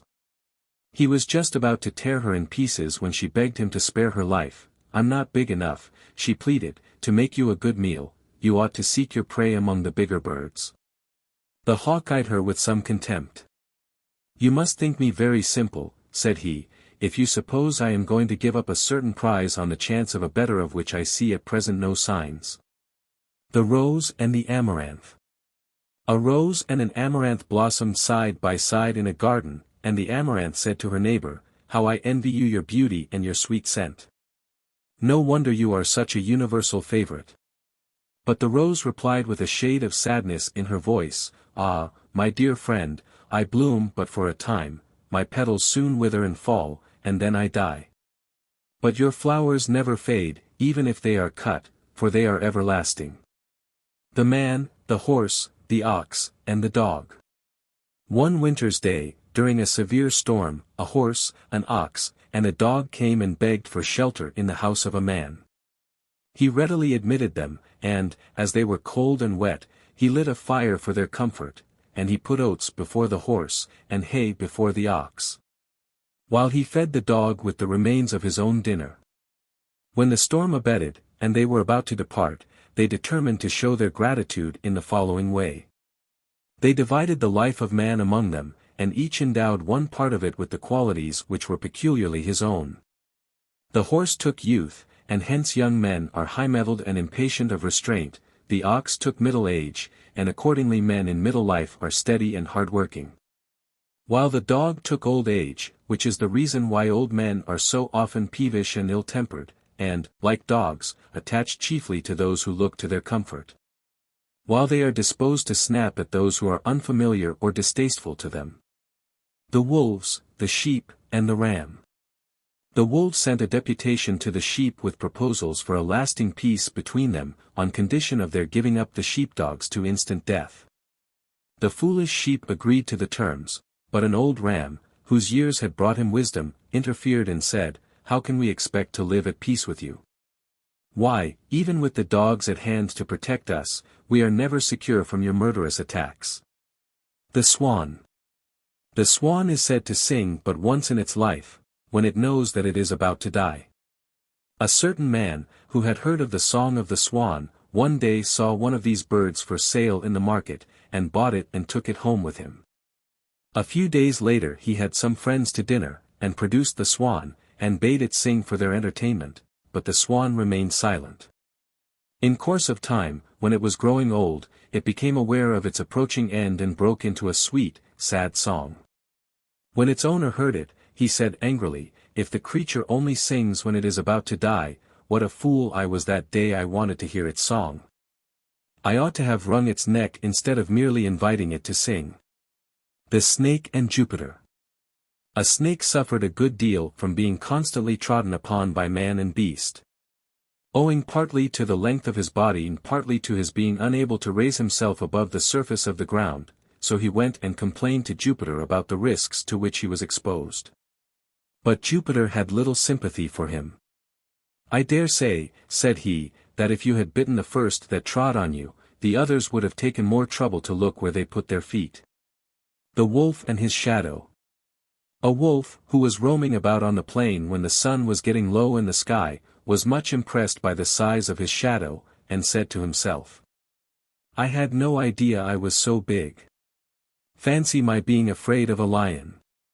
Why, I, not he, ought to be king of the beasts," and, heedless of danger, he strutted about as if there could be no doubt at all about it. Just then a lion sprang upon him and began to devour him. "Alas," he cried, "had I not lost sight of the facts, I shouldn't have been ruined by my fancies." The ploughman and the wolf. A ploughman loosed his oxen from the plough, and led them away to the water to drink. While he was absent a half-starved wolf appeared on the scene, and went up to the plough and began chewing the leather straps attached to the yoke. As he gnawed away desperately in the hope of satisfying his craving for food, he somehow got entangled in the harness, and, taking fright, struggled to get free, tugging at the traces as if he would drag the plough along with him. Just then the ploughman came back, and seeing what was happening, he cried, "Ah, you old rascal, I wish you would give up thieving for good and take to honest work instead." Mercury and the man bitten by an ant. A man once saw a ship go down with all its crew, and commented severely on the injustice of the gods. "They care nothing for a man's character," said he, "but let the good and the bad go to their deaths together." There was an ant-heap close by where he was standing, and, just as he spoke, he was bitten in the foot by an ant. Turning in a temper to the ant-heap he stamped upon it and crushed hundreds of unoffending ants. Suddenly Mercury appeared, and belabored him with his staff, saying as he did so, "You villain, where's your nice sense of justice now?" The wily lion. A lion watched a fat bull feeding in a meadow, and his mouth watered when he thought of the royal feast he would make, but he did not dare to attack him, for he was afraid of his sharp horns. Hunger, however, presently compelled him to do something, and as the use of force did not promise success, he determined to resort to artifice. Going up to the bull in friendly fashion, he said to him, "I cannot help saying how much I admire your magnificent figure. What a fine head!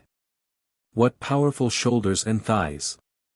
But, my dear friend, what in the world makes you wear those ugly horns? You must find them as awkward as they are unsightly. Believe me, you would do much better without them." The bull was foolish enough to be persuaded by this flattery to have his horns cut off, and, having now lost his only means of defense, fell an easy prey to the lion. The parrot and the cat. A man once bought a parrot and gave it the run of his house. It reveled in its liberty, and presently flew up onto the mantelpiece and screamed away to its heart's content. The noise disturbed the cat, who was asleep on the hearth rug.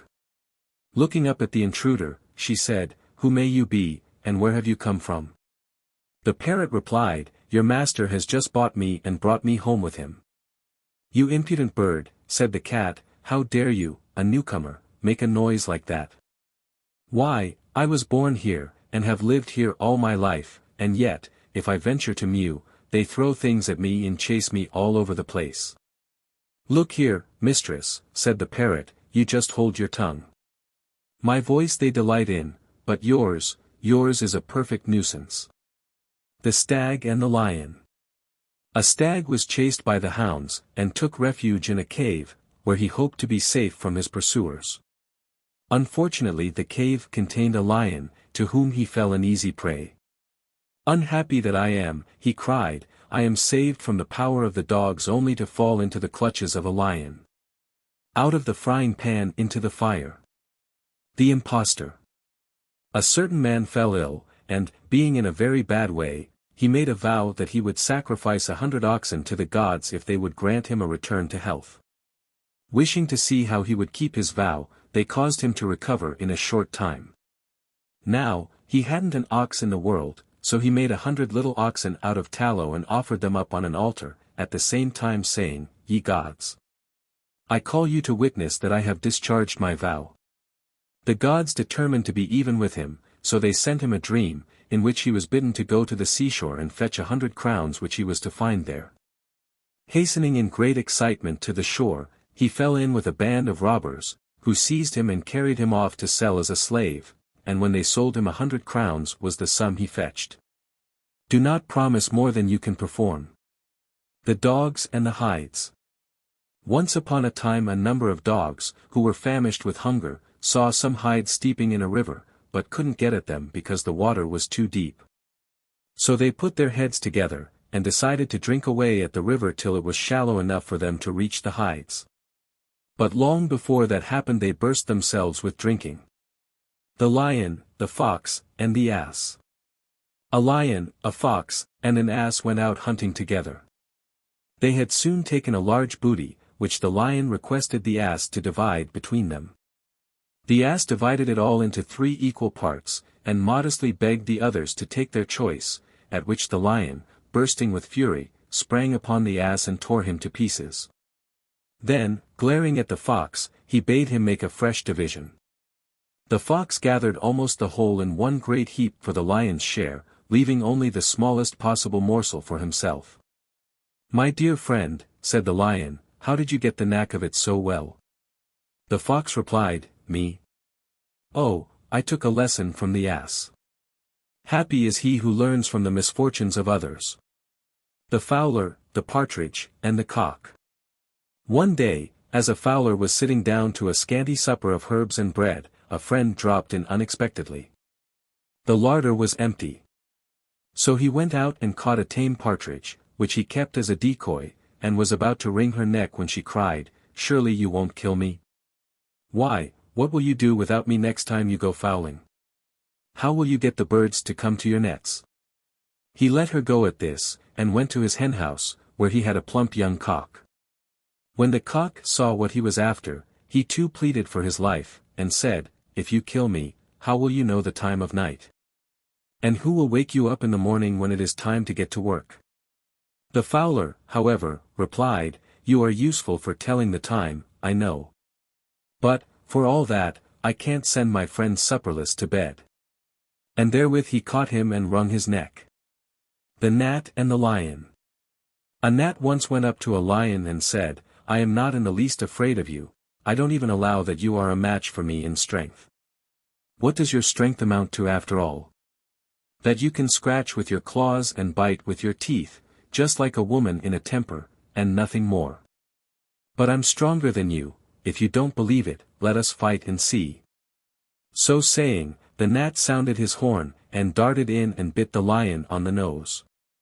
When the lion felt the sting, in his haste to crush him he scratched his nose badly, and made it bleed, but failed altogether to hurt the gnat, which buzzed off in triumph, elated by its victory. Presently, however, it got entangled in a spider's web, and was caught and eaten by the spider, thus falling a prey to an insignificant insect after having triumphed over the king of the beasts. The Farmer and his Dogs. A farmer was snowed up in his farmstead by a severe storm, and was unable to go out and procure provisions for himself and his family. So he first killed his sheep and used them for food, then, as the storm still continued, he killed his goats. And, last of all, as the weather showed no signs of improving, he was compelled to kill his oxen and eat them. When his dogs saw the various animals being killed and eaten in turn, they said to one another, "We had better get out of this or we shall be the next to go." The Eagle and the Fox.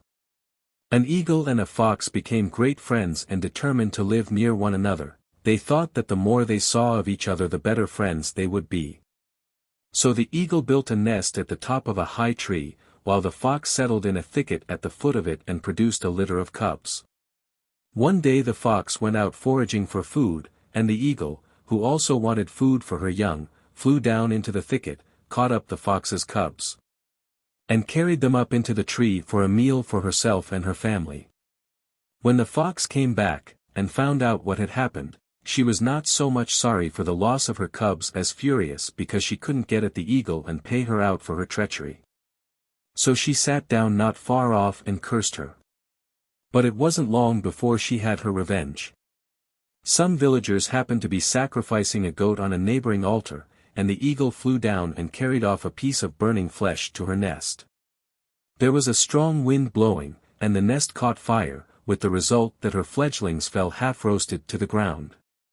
Then the fox ran to the spot and devoured them in full sight of the eagle. False faith may escape human punishment, but cannot escape the divine. The butcher and his customers. Two men were buying meat at a butcher's stall in the marketplace, and, while the butcher's back was turned for a moment, one of them snatched up a joint and hastily thrust it under the other's cloak, where it could not be seen. When the butcher turned round, he missed the meat at once, and charged them with having stolen it, but the one who had taken it said he hadn't got it. And the one who had got it said he hadn't taken it. The butcher felt sure they were deceiving him, but he only said, "You may cheat me with your lying, but you can't cheat the gods, and they won't let you off so lightly." Prevarication often amounts to perjury. Hercules and Minerva. Hercules was once traveling along a narrow road when he saw lying on the ground in front of him what appeared to be an apple. And as he passed he stamped upon it with his heel. To his astonishment, instead of being crushed it doubled in size, and, on his attacking it again and smiting it with his club, it swelled up to an enormous size and blocked up the whole road. Upon this he dropped his club, and stood looking at it in amazement. Just then Minerva appeared, and said to him, "Leave it alone, my friend. That which you see before you is the apple of discord. If you do not meddle with it, it remains small as it was at first, but if you resort to violence it swells into the thing you see." The fox who served a lion. A lion had a fox to attend on him, and whenever they went hunting the fox found the prey and the lion fell upon it and killed it. And then they divided it between them in certain proportions. But the lion always got a very large share, and the fox a very small one, which didn't please the latter at all, so he determined to set up on his own account. He began by trying to steal a lamb from a flock of sheep, but the shepherd saw him and set his dogs on him. The hunter was now the hunted, and was very soon caught and dispatched by the dogs. Better servitude with safety than freedom with danger. The quack doctor. A certain man fell sick and took to his bed. He consulted a number of doctors from time to time, and they all, with one exception, told him that his life was in no immediate danger, but that his illness would probably last a considerable time. The one who took a different view of his case, who was also the last to be consulted, bade him prepare for the worst. "You have not 24 hours to live," said he, "and I fear I can do nothing." As it turned out, however, he was quite wrong, for at the end of a few days the sick man quitted his bed and took a walk abroad, looking, it is true, as pale as a ghost. In the course of his walk he met the doctor who had prophesied his death. "Dear me," said the latter, "how do you do? You are fresh from the other world, no doubt. Pray, how are our departed friends getting on there?" "Most comfortably," replied the other, "for they have drunk the water of oblivion, and have forgotten all the troubles of life. By the way, just before I left, the authorities were making arrangements to prosecute all the doctors, because they won't let sick men die in the course of nature, but use their arts to keep them alive. They were going to charge you along with the rest, till I assured them that you were no doctor, but a mere impostor. The lion, the wolf, and the fox. A lion, infirm with age, lay sick in his den, and all the beasts of the forest came to inquire after his health with the exception of the fox. The wolf thought this was a good opportunity for paying off old scores against the fox, so he called the attention of the lion to his absence, and said, "You see, sire, that we have all come to see how you are except the fox, who hasn't come near you, and doesn't care whether you are well or ill." Just then the fox came in and heard the last words of the wolf. The lion roared at him in deep displeasure, but he begged to be allowed to explain his absence, and said, "Not one of them cares for you so much as I, sire. For all the time I have been going round to the doctors and trying to find a cure for your illness." "And may I ask if you have found one?" said the lion. "I have, sire," said the fox, "and it is this: you must flay a wolf and wrap yourself in his skin while it is still warm." The lion accordingly turned to the wolf and struck him dead with one blow of his paw, in order to try the fox's prescription. But the fox laughed and said to himself, "That's what comes of stirring up ill will." Hercules and Plutus. When Hercules was received among the gods and was entertained at a banquet by Jupiter, he responded courteously to the greetings of all with the exception of Plutus, the god of wealth. When Plutus approached him, he cast his eyes upon the ground, and turned away and pretended not to see him. Jupiter was surprised at this conduct on his part, and asked why, after having been so cordial with all the other gods, he had behaved like that to Plutus. "Sire," said Hercules, "I do not like Plutus, and I will tell you why. When we were on earth together I always noticed that he was to be found in the company of scoundrels." The fox and the leopard. A fox and a leopard were disputing about their looks, and each claimed to be the more handsome of the two. The leopard said, "Look at my smart coat. You have nothing to match that." But the fox replied, "Your coat may be smart, but my wits are smarter still." The fox and the hedgehog. A fox, in swimming across a rapid river, was swept away by the current and carried a long way downstream in spite of his struggles, until at last, bruised and exhausted, he managed to scramble on to dry ground from a backwater. As he lay there unable to move, a swarm of horseflies settled on him and sucked his blood undisturbed, for he was too weak even to shake them off. A hedgehog saw him, and asked if he should brush away the flies that were tormenting him. But the fox replied, "Oh, please, no, not on any account, for these flies have sucked their fill and are taking very little from me now. But, if you drive them off, another swarm of hungry ones will come and suck all the blood I have left, and leave me without a drop in my veins." The crow and the raven. A crow became very jealous of a raven, because the latter was regarded by men as a bird of omen which foretold the future, and was accordingly held in great respect by them. She was very anxious to get the same sort of reputation herself, and, one day, seeing some travelers approaching, she flew on to a branch of a tree at the roadside and cawed as loud as she could. The travelers were in some dismay at the sound, for they feared it might be a bad omen. Till one of them, spying the crow, said to his companions, "It's all right, my friends, we can go on without fear, for it's only a crow and that means nothing. Those who pretend to be something they are not only make themselves ridiculous." The witch. A witch professed to be able to avert the anger of the gods by means of charms, of which she alone possessed the secret. And she drove a brisk trade, and made a fat livelihood out of it. But certain persons accused her of black magic and carried her before the judges, and demanded that she should be put to death for dealings with the devil. She was found guilty and condemned to death, and one of the judges said to her as she was leaving the dock, "You say you can avert the anger of the gods.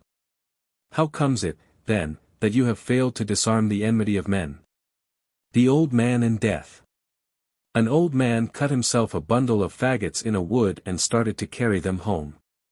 He had a long way to go, and was tired out before he had got much more than halfway. Casting his burden on the ground, he called upon death to come and release him from his life of toil. The words were scarcely out of his mouth when, much to his dismay, death stood before him and professed his readiness to serve him. He was almost frightened out of his wits, but he had enough presence of mind to stammer out, "Good sir, if you be so kind, pray help me up with my burden again." The miser. A miser sold everything he had, and melted down his hoard of gold into a single lump, which he buried secretly in a field. Every day he went to look at it, and would sometimes spend long hours gloating over his treasure. One of his men noticed his frequent visits to the spot, and one day watched him and discovered his secret. Waiting his opportunity, he went one night and dug up the gold and stole it. Next day the miser visited the place as usual, and, finding his treasure gone, fell to tearing his hair and groaning over his loss. In this condition he was seen by one of his neighbors, who asked him what his trouble was. The miser told him of his misfortune, but the other replied, "Don't take it so much to heart, my friend. Put a brick into the hole, and take a look at it every day, you won't be any worse off than before, for even when you had your gold it was of no earthly use to you." The foxes and the river. A number of foxes assembled on the bank of a river and wanted to drink. But the current was so strong and the water looked so deep and dangerous that they didn't dare to do so, but stood near the edge encouraging one another not to be afraid. At last one of them, to shame the rest, and show how brave he was, said, "I am not a bit frightened. See, I'll step right into the water." He had no sooner done so than the current swept him off his feet. When the others saw him being carried downstream they cried, "Don't go and leave us. Come back and show us where we too can drink with safety." But he replied, "I'm afraid I can't yet, I want to go to the seaside, and this current will take me there nicely. When I come back I'll show you with pleasure." The horse and the stag. There was once a horse who used to graze in a meadow which he had all to himself. But one day a stag came into the meadow, and said he had as good a right to feed there as the horse, and moreover chose all the best places for himself. The horse, wishing to be revenged upon his unwelcome visitor, went to a man and asked if he would help him to turn out the stag. "Yes," said the man, "I will by all means. But I can only do so if you let me put a bridle in your mouth and mount on your back." The horse agreed to this, and the two together very soon turned the stag out of the pasture, but when that was done, the horse found to his dismay that in the man he had got a master for good. The fox and the bramble. In making his way through a hedge a fox missed his footing and caught at a bramble to save himself from falling. Naturally, he got badly scratched, and in disgust he cried to the bramble, "It was your help I wanted, and see how you have treated me. I'd sooner have fallen outright." The bramble, interrupting him, replied, "You must have lost your wits, my friend, to catch at me, who am myself always catching at others." The fox and the snake. A snake, in crossing a river, was carried away by the current, but managed to wriggle on to a bundle of thorns which was floating by, and was thus carried at a great rate downstream. A fox caught sight of it from the bank as it went whirling along, and called out, "Gad! The passenger fits the ship."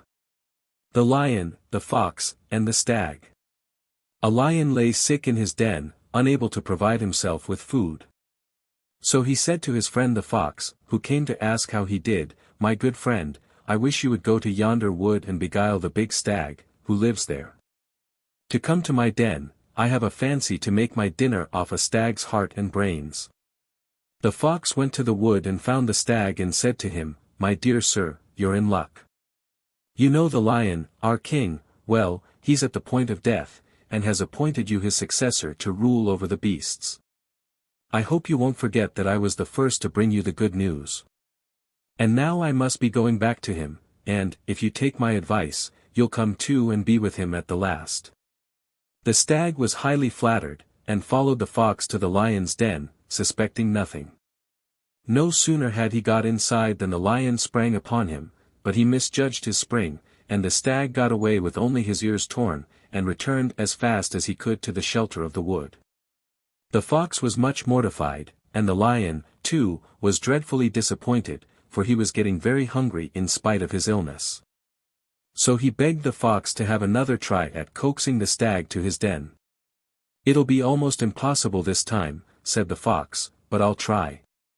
And off he went to the wood a second time, and found the stag resting and trying to recover from his fright. As soon as he saw the fox he cried, "You scoundrel, what do you mean by trying to lure me to my death like that? Take yourself off, or I'll do you to death with my horns." But the fox was entirely shameless. "What a coward you were," said he, "surely you didn't think the lion meant any harm? Why, he was only going to whisper some royal secrets into your ear when you went off like a scared rabbit. You have rather disgusted him, and I'm not sure he won't make the wolf king instead, unless you come back at once and show you've got some spirit. I promise you he won't hurt you, and I will be your faithful servant." The stag was foolish enough to be persuaded to return, and this time the lion made no mistake, but overpowered him, and feasted right royally upon his carcass. The fox, meanwhile, watched his chance and, when the lion wasn't looking, filched away the brains to reward him for his trouble. Presently the lion began searching for them, of course without success, and the fox, who was watching him, said, "I don't think it's much use you're looking for the brains, a creature who twice walked into a lion's den can't have got any." The man who lost his spade. A man was engaged in digging over his vineyard, and one day on coming to work he missed his spade. Thinking it may have been stolen by one of his laborers, he questioned them closely, but they one and all denied any knowledge of it. He was not convinced by their denials, and insisted that they should all go to the town and take oath in a temple that they were not guilty of the theft.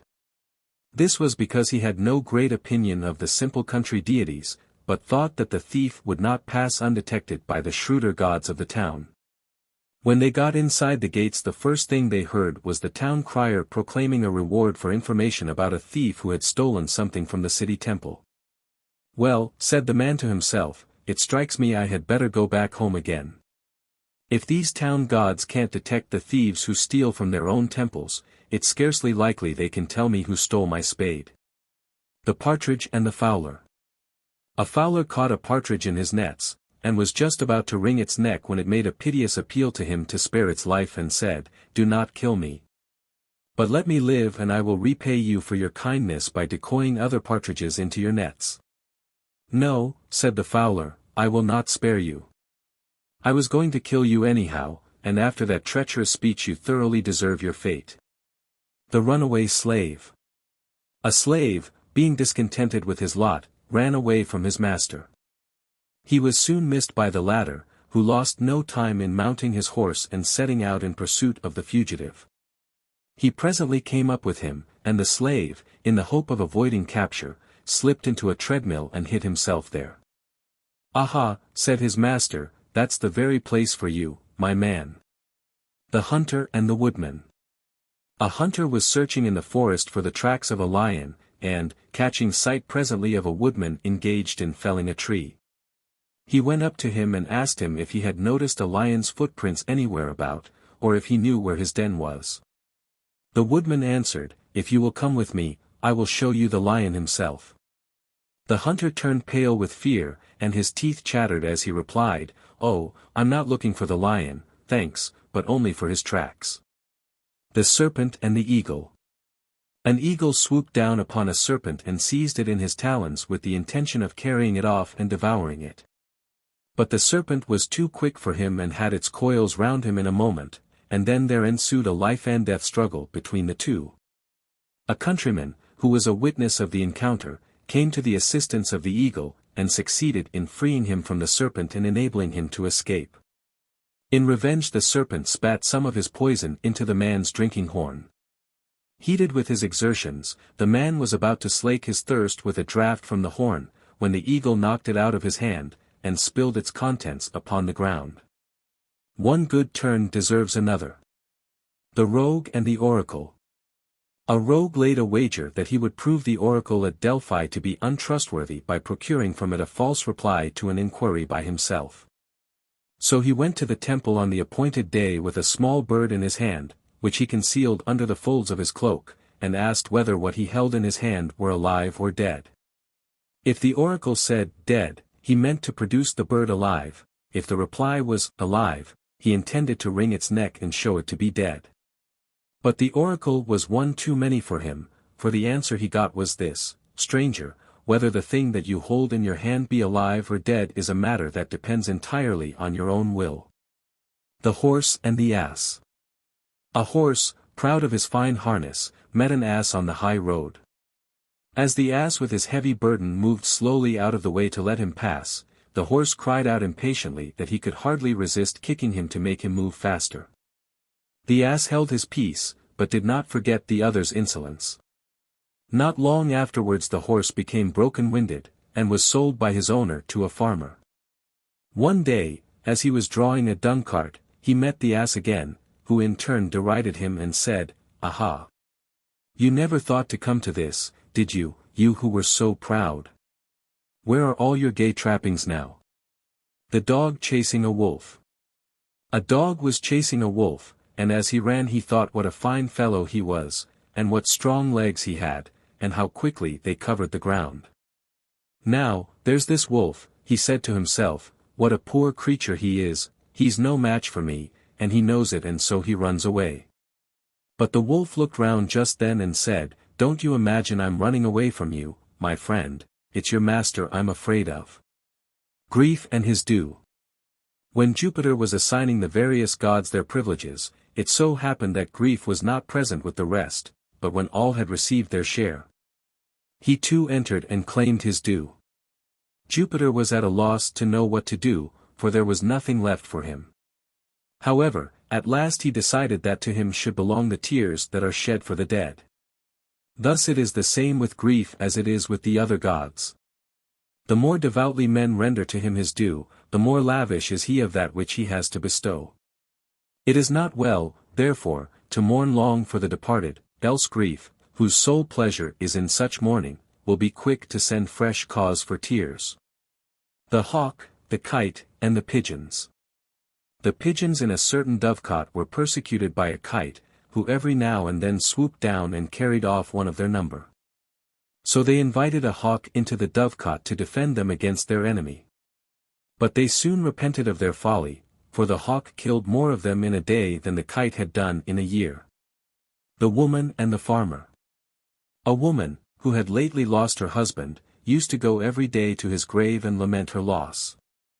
A farmer, who was engaged in ploughing not far from the spot, set eyes upon the woman and desired to have her for his wife, so he left his plough and came and sat by her side, and began to shed tears himself.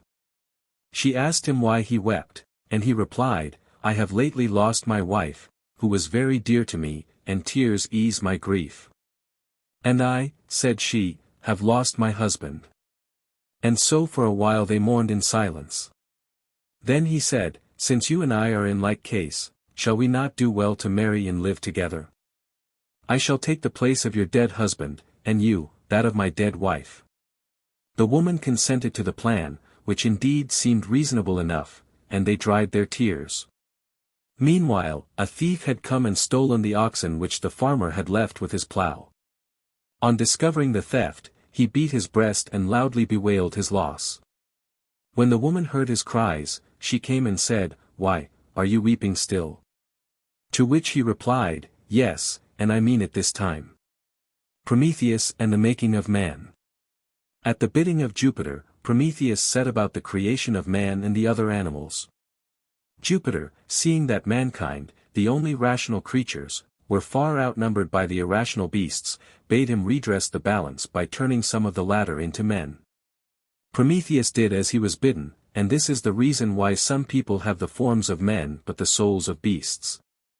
The swallow and the crow. A swallow was once boasting to a crow about her birth. "I was once a princess," said she, "the daughter of a king of Athens, but my husband used me cruelly, and cut out my tongue for a slight fault. Then, to protect me from further injury, I was turned by Juno into a bird." "You chatter quite enough as it is," said the crow. "What you would have been like if you hadn't lost your tongue, I can't think." The hunter and the horseman. A hunter went out after game, and succeeded in catching a hare, which he was carrying home with him when he met a man on horseback, who said to him, "You have had some sport I see, sir," and offered to buy it.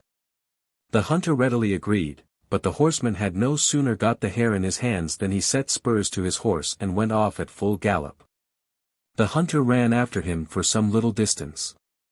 But it soon dawned upon him that he had been tricked, and he gave up trying to overtake the horseman, and, to save his face, called after him as loud as he could, "All right, sir, all right. Take your hare, it was meant all along as a present." The goatherd and the wild goats. A goatherd was tending his goats out at pasture when he saw a number of wild goats approach and mingle with his flock. At the end of the day he drove them home and put them all into the pen together. Next day the weather was so bad that he could not take them out as usual, so he kept them at home in the pen, and fed them there. He only gave his own goats enough food to keep them from starving, but he gave the wild goats as much as they could eat and more. For he was very anxious for them to stay, and he thought that if he fed them well they wouldn't want to leave him. When the weather improved, he took them all out to pasture again. But no sooner had they got near the hills than the wild goats broke away from the flock and scampered off. The goatherd was very much disgusted at this, and roundly abused them for their ingratitude. "Rascals," he cried, "to run away like that after the way I've treated you." Hearing this, one of them turned round and said, "Oh, yes, you treated us all right, too well, in fact. It was just that put us on our guard. If you treat newcomers like ourselves so much better than your own flock, it's more than likely that, if another lot of strange goats joined yours, we should then be neglected in favor of the last comers." The nightingale and the swallow. A swallow, conversing with a nightingale, advised her to quit the leafy coverts where she made her home, and to come and live with men, like herself, and nest under the shelter of their roofs. But the nightingale replied, "Time was when I too, like yourself, lived among men, but the memory of the cruel wrongs I then suffered makes them hateful to me. And never again will I approach their dwellings. The scene of past sufferings revives painful memories." The traveler and fortune. A traveler, exhausted with fatigue after a long journey, sank down at the very brink of a deep well and presently fell asleep. He was within an ace of falling in, when Dame Fortune appeared to him and touched him on the shoulder, cautioning him to move further away. "Wake up, good sir, I pray you," she said. "Had you fallen into the well, the blame would have been thrown not on your own folly but on me, Fortune."